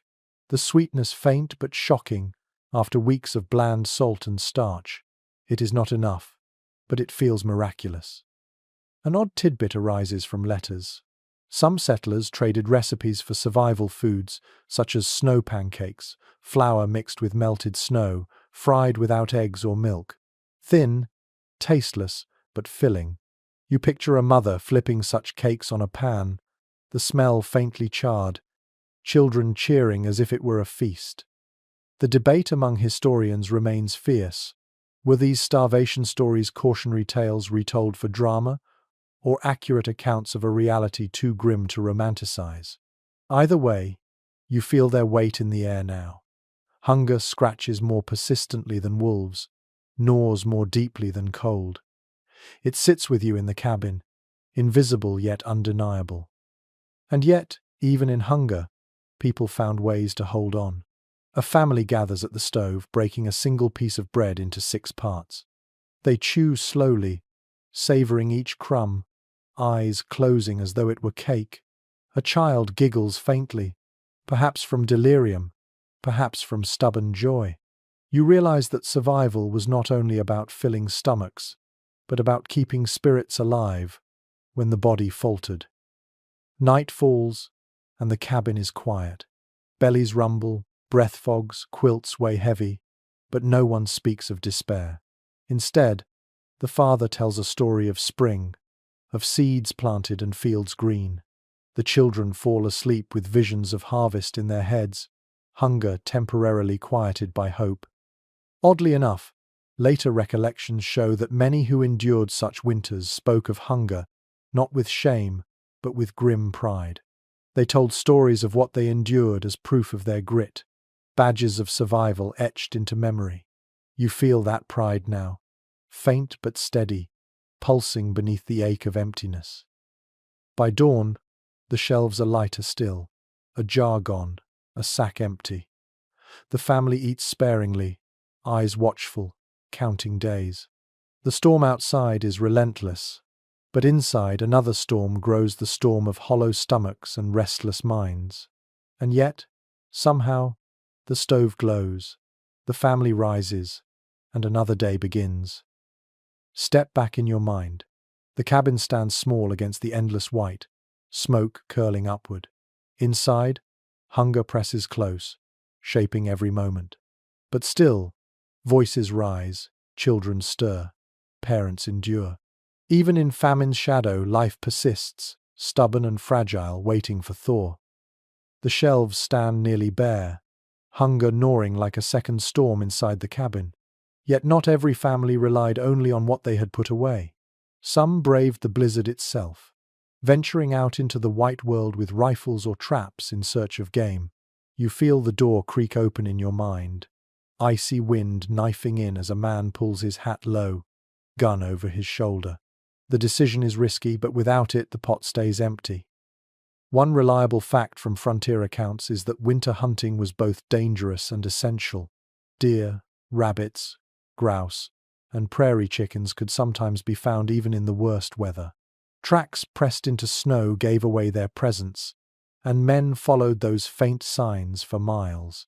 You picture yourself trudging after them, boots crunching, breath burning in your chest, the world reduced to whiteness and silence broken only by the crack of branches under weight.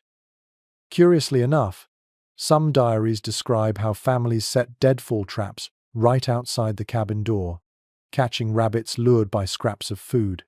One child wrote of waking to the sound of a trap springing and finding breakfast waiting in the snow.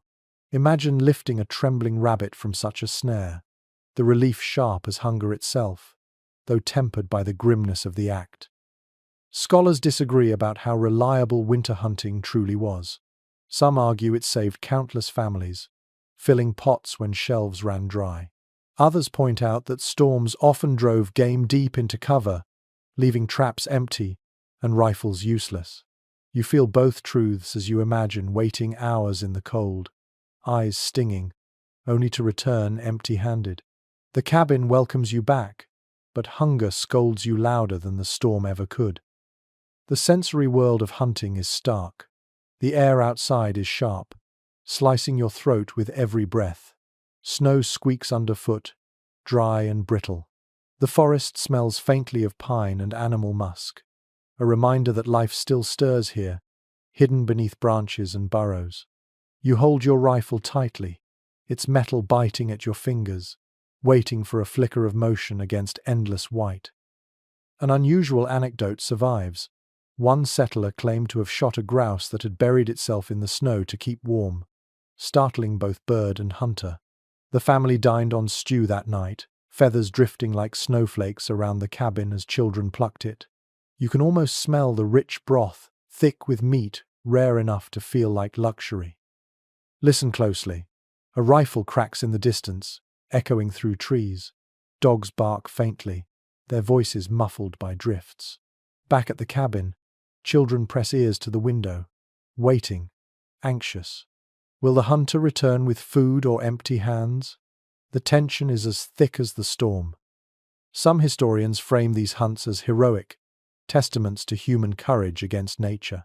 Others suggest they were desperate gambles, chances taken because nothing else remained. You weigh those perspectives as you walk deeper into the snow-laden woods. Rifle heavy, heart heavier. Heroism and desperation blur when your children wait hungry by the stove. Then comes the moment. A rabbit darts from underbrush. A deer flicks its tail in the distance.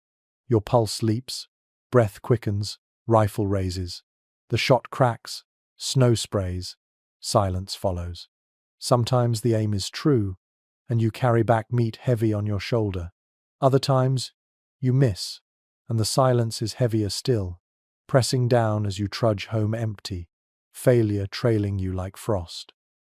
Inside the cabin, the difference is profound. When meat returns, the pot bubbles rich with stew, the smell filling every crack, children laughing as grease coats their lips. When none comes, supper is thin gruel again, silence broken only by spoons scraping bowls. You sit at the table in imagination, tasting both outcomes, the joy of fat broth and the despair of brothless water. Oddly, some families turned hunting into community. Neighbors shared meat when one caught more than needed, returning the favor later. But others guarded their kills fiercely, resenting mouths they could not feed. Imagine the tension when a neighbor knocks during famine, asking for a portion. Generosity collides with survival, kindness strained thin. An unusual tidbit. Settlers sometimes ate animals considered unthinkable today. Porcupine, crow, even skunk. Letters record the smells as nearly unbearable. But meat was meat. Picture yourself swallowing such stew, nose pinched, yet grateful for the warmth it spread through your belly. Hunger changes definitions quickly. The storm outside rages on. In your mind, you see the hunter finally return, boots heavy with ice, rifle across his back. He sets down a deer haunch with a thud, frost steaming from its hide. The children cheer. The mother weeps in relief. Knives flash, meat simmers, the cabin fills with aroma so rich it almost erases despair. You inhale deeply, warmth spreading, and feel life's grip tighten once more. Some scholars note that these moments of bounty, rare as they were, became legends retold for generations. Others caution against romanticizing, pointing out that for every successful hunt, another ended in loss. You stand between those interpretations now, tasting stew that feels miraculous while remembering the nights of empty bowls. Dawn comes pale and cruel. The hunter sharpens his knife again, preparing for another venture. Children scrape bones clean, dogs gnaw leftovers, and the shelves remain almost bare. Food from the storm's teeth is always temporary. Yet, for one night, the pot was full, and laughter returned. Step back now in your imagination. The cabin is no fortress, but inside, fire glows, stew simmers, and voices rise. Beyond the walls, snow stretches endless. Prey hides. Predators circle. Survival here is not just about planning or storing. It is about braving the white silence, daring the storm to yield its meager offerings. And though hunger will return tomorrow, Tonight the family eats, and tonight, for a few hours, the storm is not master. The stew pot still lingers in your imagination, its steam thick and fragrant, but meat never lasts long in a cabin of hungry mouths. By the next day, scraps are gone, and the shelves look bare again. This is when families leaned hardest on the simplest, cheapest provisions of all their flour, cornmeal, and the strange flatbreads and biscuits that carried them through nights of emptiness. You shift closer to the stove now, watching as the mother lifts a pan, dusts it with meal, and begins to stir batter thin as water. One well-recorded fact is that frontier bread was rarely the golden yeasted loaf you might picture. Instead, it was often dense, flat, or gritty, made with sourdough starters that never truly died. These starters were precious, carried in jars from state to state, kept alive by feeding with flour and water. Some families traced theirs back generations, a bubbling mixture of wild yeast that could mean the difference between an empty table and a filling, if bland, meal. Imagine dipping your hand into a crock, the smell sour and alive, like vinegar crossed with earth. Curiously, settlers often improvised when even flour grew scarce. Cornmeal mush, sometimes called johnny cake, was poured onto griddles and eaten with nothing more than salt. Other times, ash cakes were baked directly in the coals, dough wrapped in leaves or just slapped onto embers, scraped off later with bits of charcoal still clinging. Picture pulling one free, its crust blackened, its inside gummy, chewing through grit and smoke yet grateful for every bite. Historians still puzzle over whether these humble breads sustained settlers fully. Some say the calories were enough, dense fuel for endless work. Others argue malnutrition was inevitable, without variety bellies filled, but bodies weakened. You taste the contradiction as you chew the imagined ash cake now, stomach steadied, spirit unfulfilled. The soundscape of bread making is simple but steady. The scrape of a wooden spoon against a tin bowl, the hiss of dough hitting hot iron, the soft puff of flour as it settles on rough boards. Children hover nearby, noses twitching, eyes following every motion. They are hungry not for delicacy but for something warm, something to chew in the long hours. An unusual anecdote comes from a settler's letter. A family mixed their flour with grated, dried pumpkin, stretching it further and giving bread a strange sweetness. They laughed that it tasted like pumpkin glue, but ate it anyway, grateful.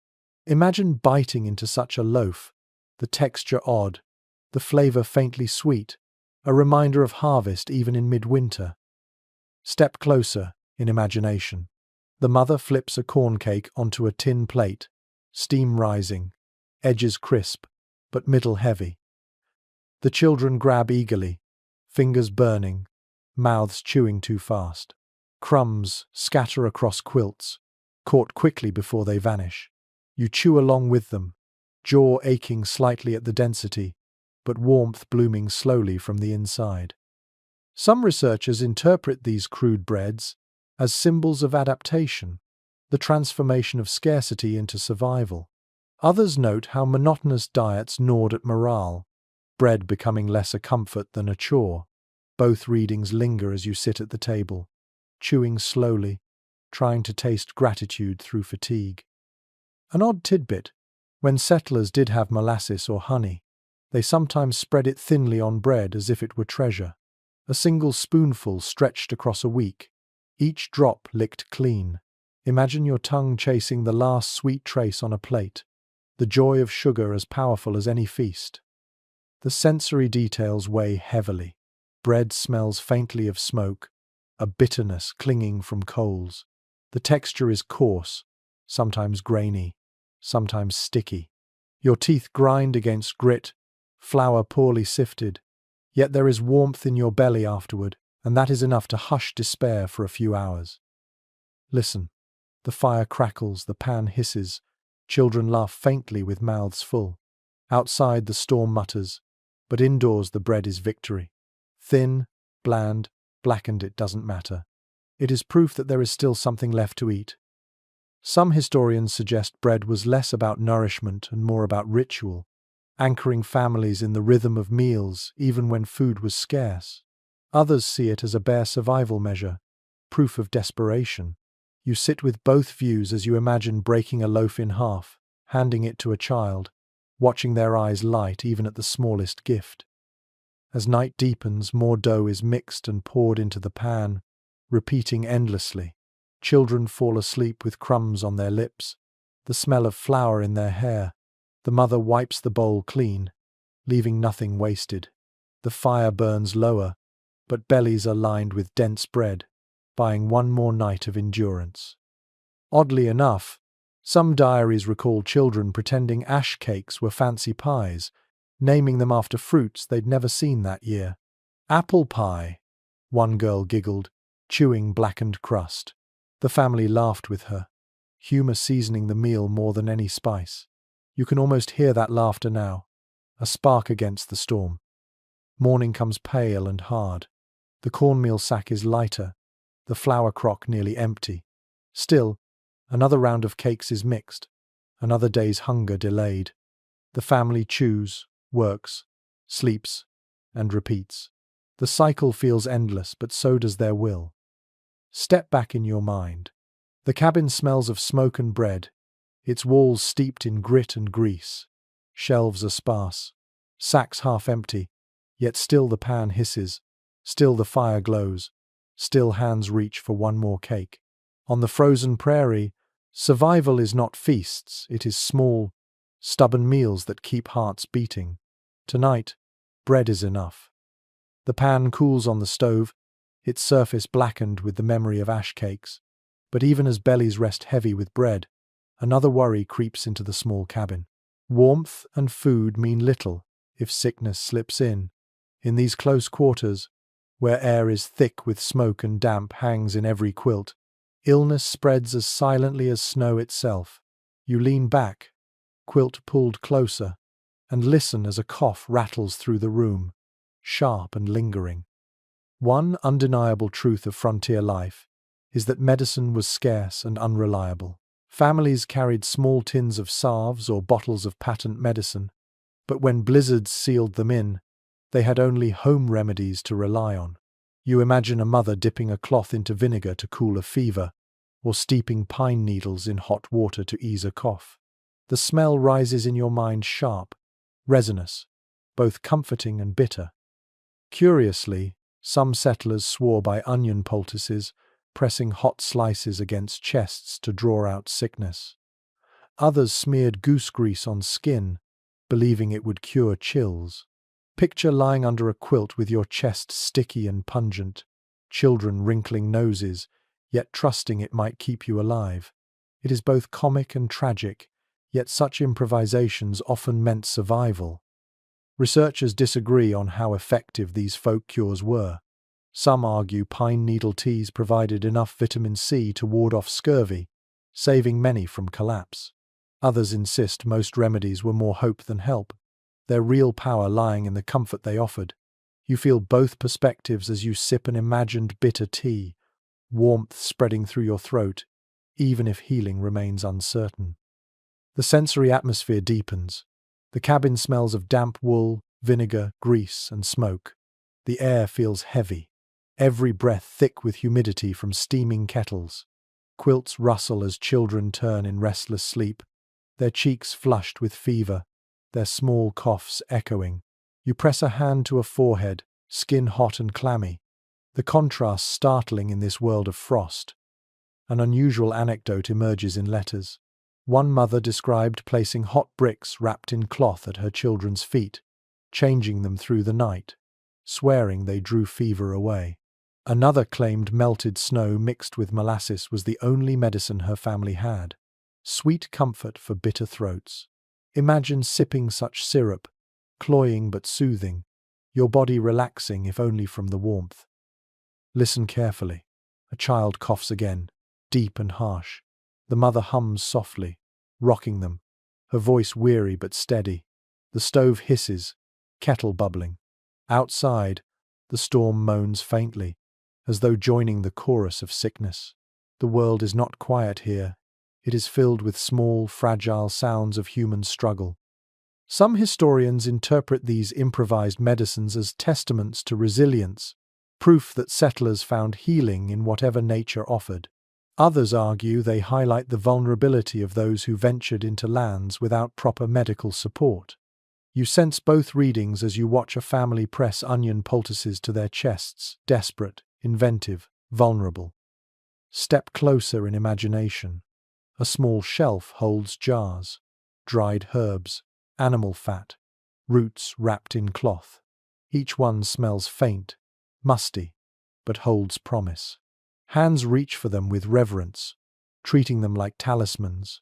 You can almost hear the whispered prayers that accompany each remedy, half medicine, half faith.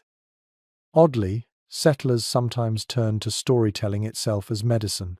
A child, sick with fever, was told tales of spring and flowers. Their mind lifted from pain even as their body ached. One diary recalls a boy calming after hearing of green grass, his breathing easing as though imagination itself soothed him. You can see it now. Words as balm, hope as cure.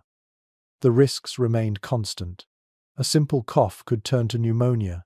A small cut could fester without antiseptic. Frostbite could blacken fingers until they were useless. Families faced these threats daily, whispering prayers each time someone sneezed, each time a child wheezed in the night. You hear those whispers now, low and urgent beneath the roar of the storm.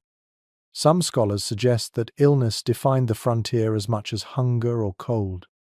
Others caution that we overemphasize it, forgetting how many survived through sheer luck and toughness. Either way, you feel the weight of frailty pressing against the walls, every cough a reminder that survival was never guaranteed. Night deepens, candles burn low. The sick child sleeps at last, breath shallow but steady. The mother slumps against the wall, eyes closed, whispering thanks. The air smells faintly of onion and pine, acrid yet soothing. You pull your quilt tighter, realizing that remedies here are not about certainty but about trying, about doing something in the face of helplessness. An odd tidbit. One letter recalled settlers melting snow for steam inhalation, covering heads with quilts to trap the vapor. Children giggled at the spectacle even as their eyes watered. The absurd ritual, both treatment and entertainment. You smile faintly, picturing small faces peeking from quilts, coughing, yet laughing. By morning, the fever has eased. The child stirs, cheeks pale but cooler. The family breathes relief, their remedies credited, though no one can prove if they worked. The stove burns on, the storm sighs, and life continues, fragile and persistent. Step back in your mind. The cabin is no hospital, but inside it, onion, pine, vinegar, and goose grease have stood against death. Some cures may have been useless, some miraculous, but all carried faith. And sometimes, faith alone was enough to see another dawn. The scent of onions and pine lingers faintly in the air, but with sickness held at bay for now, another danger gnaws at the cabin from the inside. Boredom. Days stretch long, storms stretch longer, and when every chore is done, silence presses heavy. Too much silence breeds restlessness, frayed tempers, and the creeping madness settlers later called cabin fever. You sit with them now, quilt wrapped around your shoulders, and feel the tension rising like frost on the walls. One well-documented observation is that isolation during prairie winters drove some families nearly mad. Letters describe quarrels erupting over trifles: who tended the fire last, who wasted flour, whose snore rattled loudest. Confined in one room for weeks, with no fresh air and little light, the mind turned inward, chasing shadows. Imagine staring at the same paper-paned window for 40 days, the outside world erased, your reflection blurred in the greasy glow. Curiously, some settlers devised rituals to fight this creeping despair. Families scheduled tasks or games, dividing hours into segments so time wouldn't dissolve. One diary records a father declaring story hour each evening, insisting everyone tell something, even if nonsense, just to keep spirits moving. Picture yourself trying to invent a tale while snow piles against the door, words stammering out, not because they're clever, but because silence feels more dangerous. Scholars continue to argue about whether cabin fever was more psychological or physical. Was it the isolation itself, or the poor light, bad air, and endless monotony of diet that worsened the mind? You feel both answers circling as you glance at the restless figures under quilts, their eyes too bright, their voices too sharp. The sensory details weigh heavily.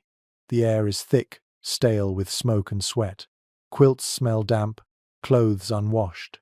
Shadows flicker endlessly, stretching and shrinking with every candle flame. Children fidget, adults pace, dogs whine at the door. The storm outside is loud, but inside the cabin the tension is louder still, even when no one speaks. An unusual anecdote appears from a settler's recollection. One man painted checkerboards directly onto the cabin table, carving pieces from corn cobs. His family played for hours, even betting chores on each match. It did not erase hunger or cold, but it gave the mind something to grip. Imagine leaning over that table now, fingers brushing rough corn pieces, your laughter sharp and sudden as you steal a victory. Listen carefully. Someone hums, off-key, just to fill the air. A child taps spoons together, clack, clack, clack, until their sister yells for quiet. The mother sighs, the father grumbles, and tension sharpens. Words break out accusations, complaints, silly arguments flaring into loud quarrels. Then silence falls again, thicker than before, each heart heavier with regret. You hear it all, feel it pressing on your chest. Some historians interpret these storms of emotion as evidence that humans are not made for confinement, that wilderness outside was less harsh than the wilderness inside minds. Others suggest such quarrels were natural and even necessary, a way to release pressure before it exploded. You consider both as you watch a family scowl in silence, only to laugh again an hour later over a silly riddle. Oddly, settlers sometimes marked the passage of endless days by scratching tallies into logs, lines carved one after another, counting storms, counting nights, counting sanity itself. Imagine running your fingers over such marks, each groove a reminder that time has passed, even if every day felt the same. To fight despair, small joys became lifelines. Someone finds a deck of cards, edges soft and bent, and games stretch into hours. Children invent riddles, laugh at nonsense rhymes, pretend their shadows on the wall are animals. The dog, restless, chases its own tail while children giggle. For a moment, laughter breaks through, brittle but real. You smile with them, the air lighter though the storm outside hasn't eased. The sensory contrast is sharp. Smoke stings your eyes, but laughter sweetens your ears. Bread tastes bland, but games spice the silence. The cabin feels small, walls pressing inward, yet also warm, with life stubbornly refusing to collapse. You realize survival is not only in the body but in the spirit, stretched taut yet unbroken. An odd tidbit from folklore suggests settlers believed that whistling indoors during storms invited bad luck, and so silence sometimes lingered longer than it should, fear mixing with superstition. Picture a child about to whistle a tune, silenced by a sharp gesture, the room hushed, as though even joy might anger the storm. Some scholars suggest these rituals of games, songs, even silence were what distinguished families who endured from those who broke.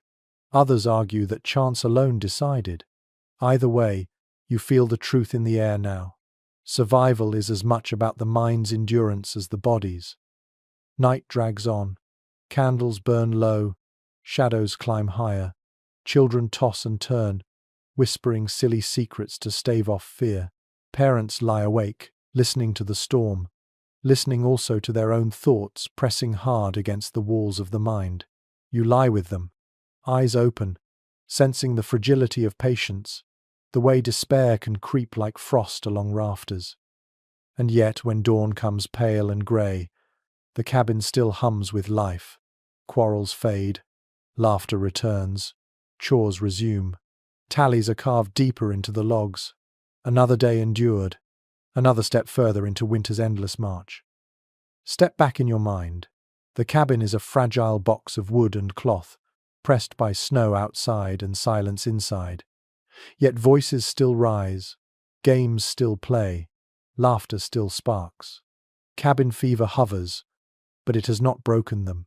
Survival, you realize, is not only about fire and food. It is about keeping the heart from freezing, even when the walls of the mind turn as narrow as the walls of the house. The walls are still etched with tallies, shadows from the candle still dance, and you can almost feel the air turning heavy again. But now another kind of tension creeps into the cabin, not from silence, but from sound. For even when storms keep families snowbound, they are rarely alone.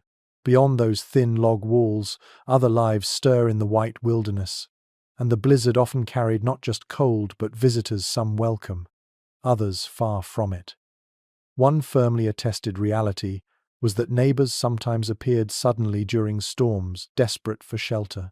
Prairie cabins, small as they were, became havens for travelers or neighbors stranded halfway home. Diaries record whole families crowding into single-room shelters, bodies pressed shoulder to shoulder, breath clouding the already thick air. Imagine lying down under your quilt, only to find 3 strangers sleeping at your feet, boots steaming, faces pale with exhaustion. Curiously, not all visitors walked on 2 legs. Wolves, drawn by livestock smells, circled close, their howls carrying through the night until every child shivered. Some families wrote of pounding on the door as if by human hand, only to find a wolf clawing at the latch. You can almost hear it now, claws scratching, breath hot against the crack, growl low and hungry, mingling with the wind.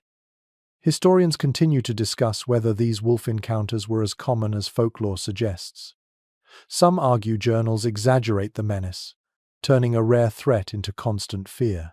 Others insist the predator's presence was real and pressing, especially in years when game was scarce.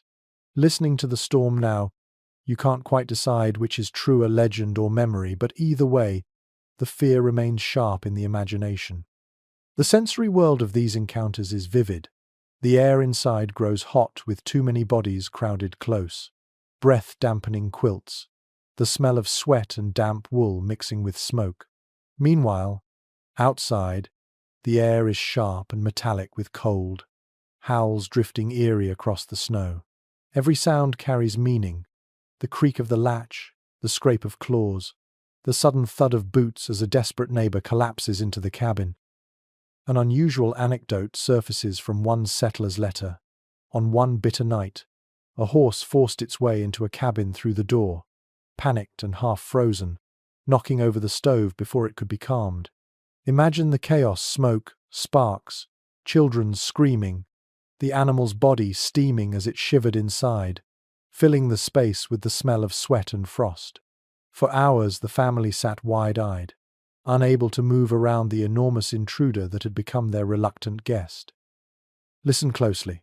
The knock at the door is hesitant, muffled by snow, followed by a faint voice calling for help. The father hesitates, hand on the latch, torn between charity and caution. Opening that door means letting in not just people but wind, cold, and maybe worse. Still, at last the latch lifts, and a figure stumbles in, eyes wide with gratitude, body half frozen. Quilts are thrown over shoulders, hot broth pressed into shaking hands. Relief fills the room, but so does tension: more mouths to feed, more bodies to crowd the fragile space. Some scholars see these episodes of sudden company as proof of community spirit on the frontier, neighbors banding together in storms. Others emphasize the strain: resources stretched thinner, tempers sharper. You feel both perspectives clashing in the cramped cabin now, voices overlapping, warmth shared but uneasily. Oddly, children sometimes loved these intrusions. A neighbor's arrival meant new stories, perhaps even treats from another household. One diary recalls a boy bursting with excitement when a traveler shared peppermint candies from his pocket, the sharp sweetness shocking in a winter of bland porridge. You taste it now, the mint burning cool in your mouth, a fleeting miracle brought by chance. And then, of course, there were less human intrusions. Mice and rats multiplied in warm cabins, gnawing at stores, scurrying across sleeping forms at night. A mother once wrote of waking to find a mouse curled in her bonnet for warmth. You can feel the shudder and the laugh mingling in her words, revulsion softened by absurdity. The storm pressed everyone close, even the smallest invaders. The cabin becomes a stage of constant interruption. One night, a wolf's howl freezes everyone in silence. Another night, a knock brings neighbors in, their faces ghostly pale. Another morning, footprints around the barn reveal that something circled all night long, watching. Each sound outside is magnified, every scratch, every creak a question. Is it friend, foe, or merely the wind? Some researchers frame this constant vigilance as central to frontier psychology, never truly alone, never truly safe. Others insist it created bonds, humans and animals, neighbors and strangers, all part of the same storm-driven web. You sense the truth lies in both. Fear and fellowship knotted together in the howling dark. Night deepens again. The cabin is full, strangers huddled on the floor, children asleep against neighbors' knees. The stove glows, its warmth shared among too many bodies, yet gratitude hums in the air. Beyond the walls, wolves pad silently, breath misting, eyes watching. The storm blurs everything into one great chorus: wind, howls, snores, coughing, laughter. You lie in your quilt, listening to it all, realizing that survival is never solitary.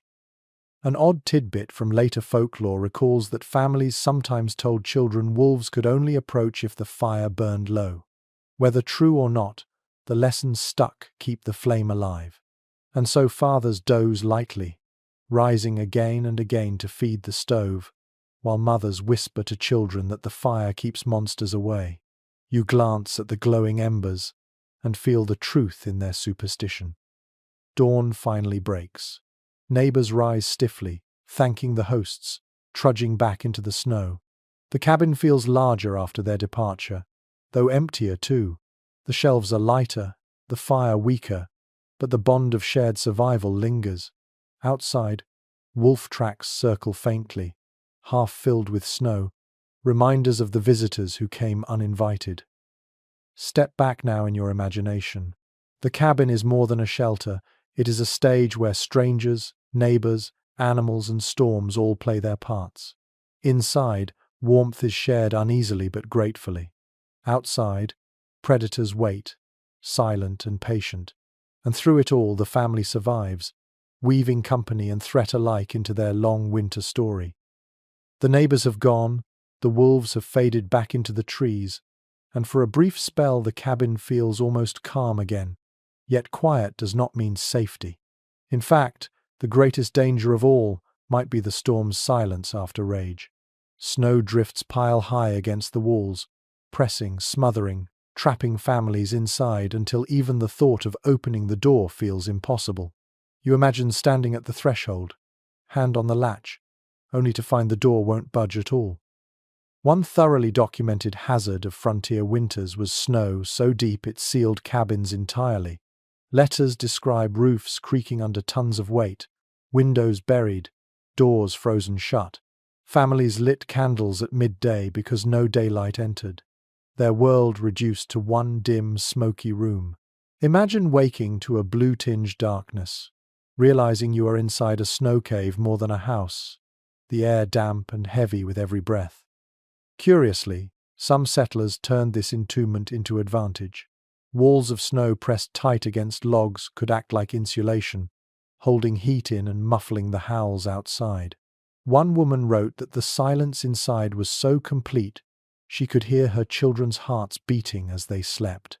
You feel it now, the muffled world, quiet as a blanket, though edged with fear that rescue might never come.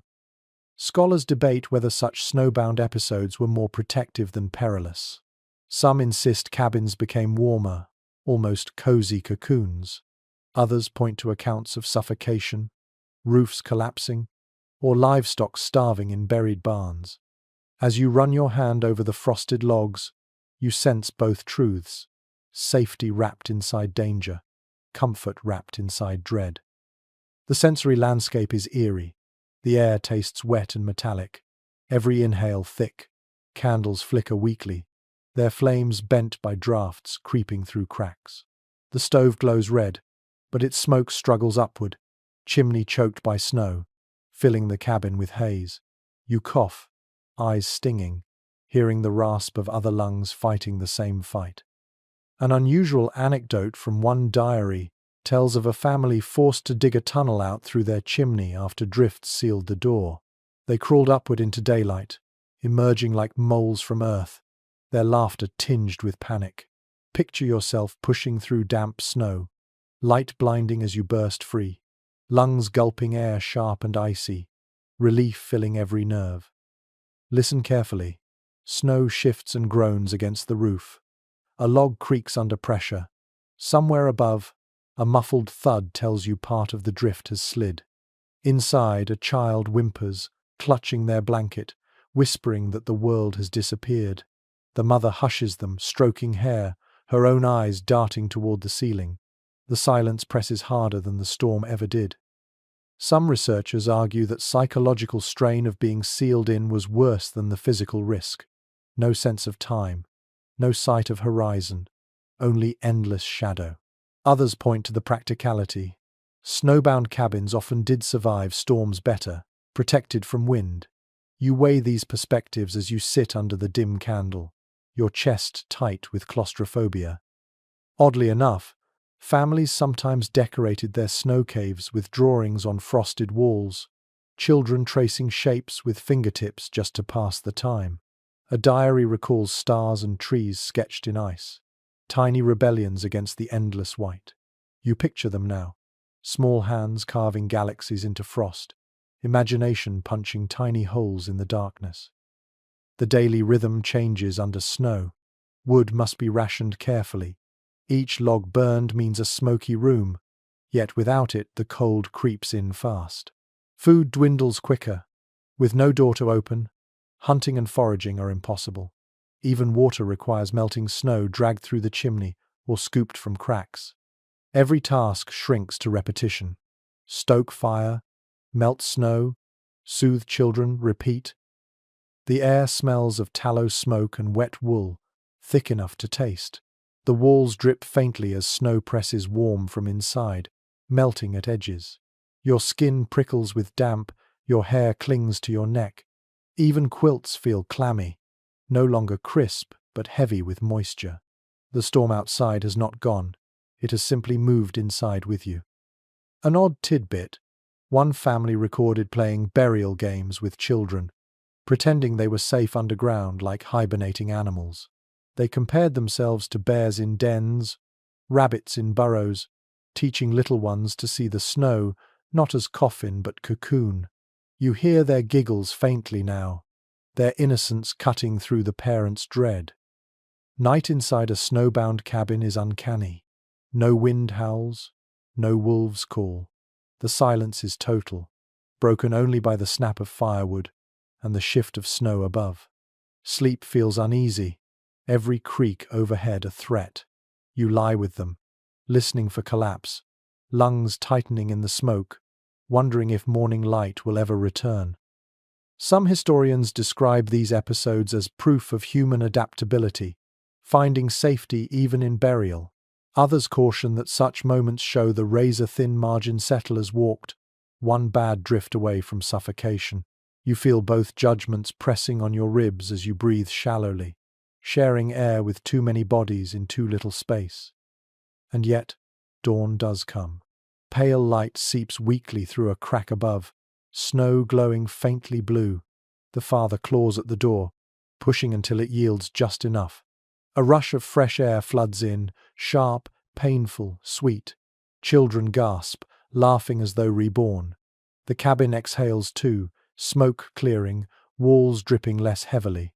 For a moment, the world feels possible again. Step back in your mind. The cabin is half buried, smoke curling weakly from a chimney hole. Around it, drifts rise higher than the roofline, the prairie erased. But inside, Life still flickers, candles, fire, breath, laughter. Snow may have smothered the house, but not the spirit within. And as you close your eyes, you realize that survival often meant living as if entombed, waiting patiently, stubbornly, until the storm itself gave way.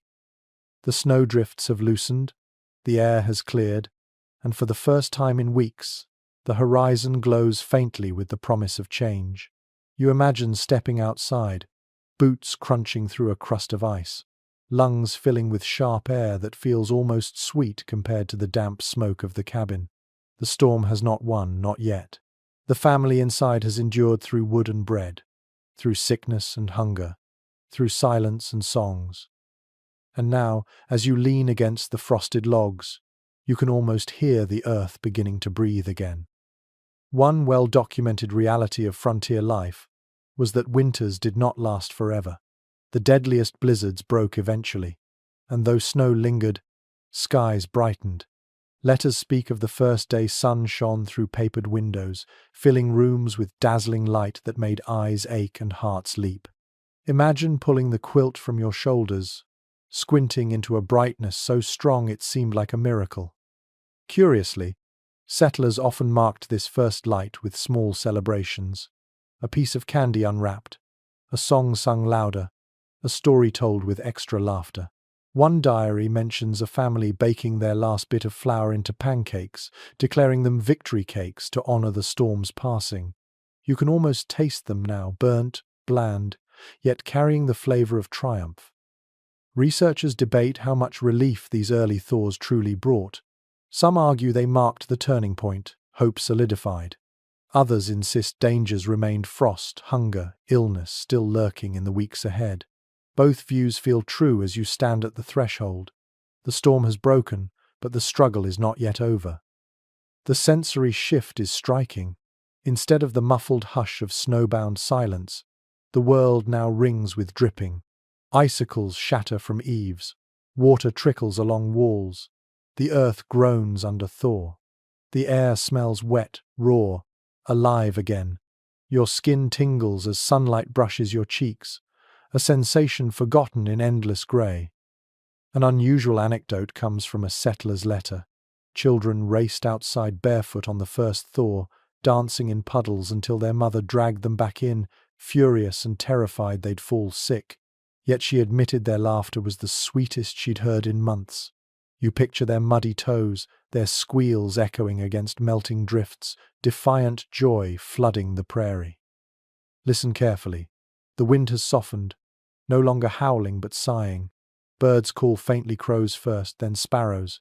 A dog barks at nothing in particular, simply alive enough to make noise. Inside, the stove still ticks, but less desperately now. People lean against the walls, exhausted, smiling faintly, murmuring about spring. The house no longer feels like a prison. It feels like a survivor. Some scholars argue that this moment of relief was the true test, when families decided whether to stay another year or give up the frontier dream altogether. Others insist that once one winter was endured, families became rooted, unwilling to abandon what they had suffered so much to keep. You can sense both truths in the air now, as the cabin exhales with the snowmelt. Oddly, many recollections dwell on the smell of earth at thaw. After months of frozen air, the first whiff of damp soil felt intoxicating, almost holy. Imagine kneeling by a patch of ground where snow has melted, inhaling deeply, eyes stinging with tears, your heart aching with gratitude for dirt itself. The family steps outside in your imagination. The father stands tall, face to the sun, his beard dripping with meltwater. The mother closes her eyes, hands open as if catching blessings. The children laugh, pelting each other with the last clumps of snow. Their joy is raw, reckless, a release of months of fear. You watch them and feel it too, a loosening, a widening, a return of breath. The hardships of the winter do not vanish. The shelves are nearly empty, woodpile low, bodies weakened. But the storm has broken, and with it comes the certainty that survival was not in vain. You see scars, chapped hands, hollow cheeks, lines etched deeper around eyes, but also strength that glows beneath them. Some historians see these moments as the birth of frontier myth, tales later told of endurance and grit. Others caution that memory softened the misery, reshaping pain into legend.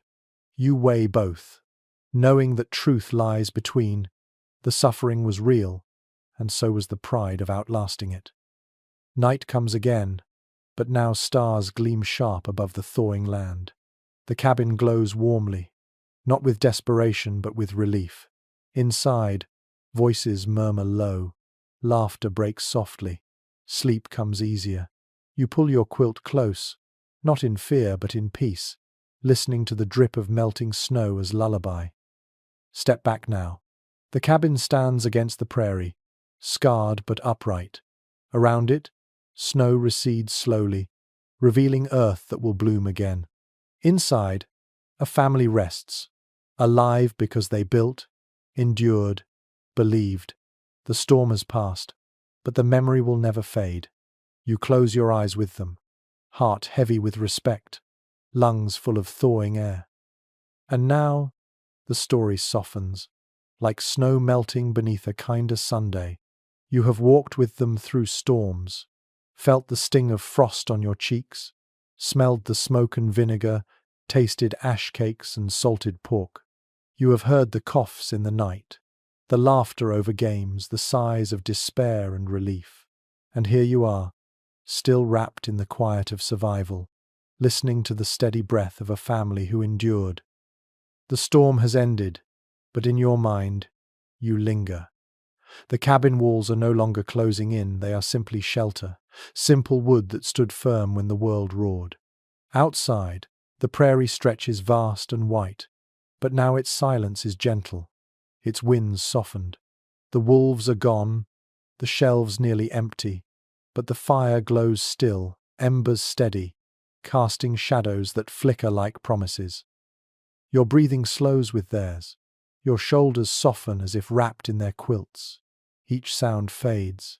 The crackle of the stove, the faint drip of thawing icicles, the sigh of wind along the roof. It all settles into a hush, a cradle of calm, where nothing urgent remains. You picture stars above, endless and kind, spreading their light across the prairie. You picture fields waiting patiently under snow, seeds asleep but not gone, spring certain to come. And you picture the family resting deeply, bodies heavy with earned peace, dreams carrying them into warmer days. So let your own eyes close now. Let your breath deepen. Let your thoughts slow. The storm has passed. The cabin is safe, and you are safe too. Drift gently, as if wrapped in quilts of smoke and wool, drifting toward dreams where winter's edge melts into spring's quiet promise.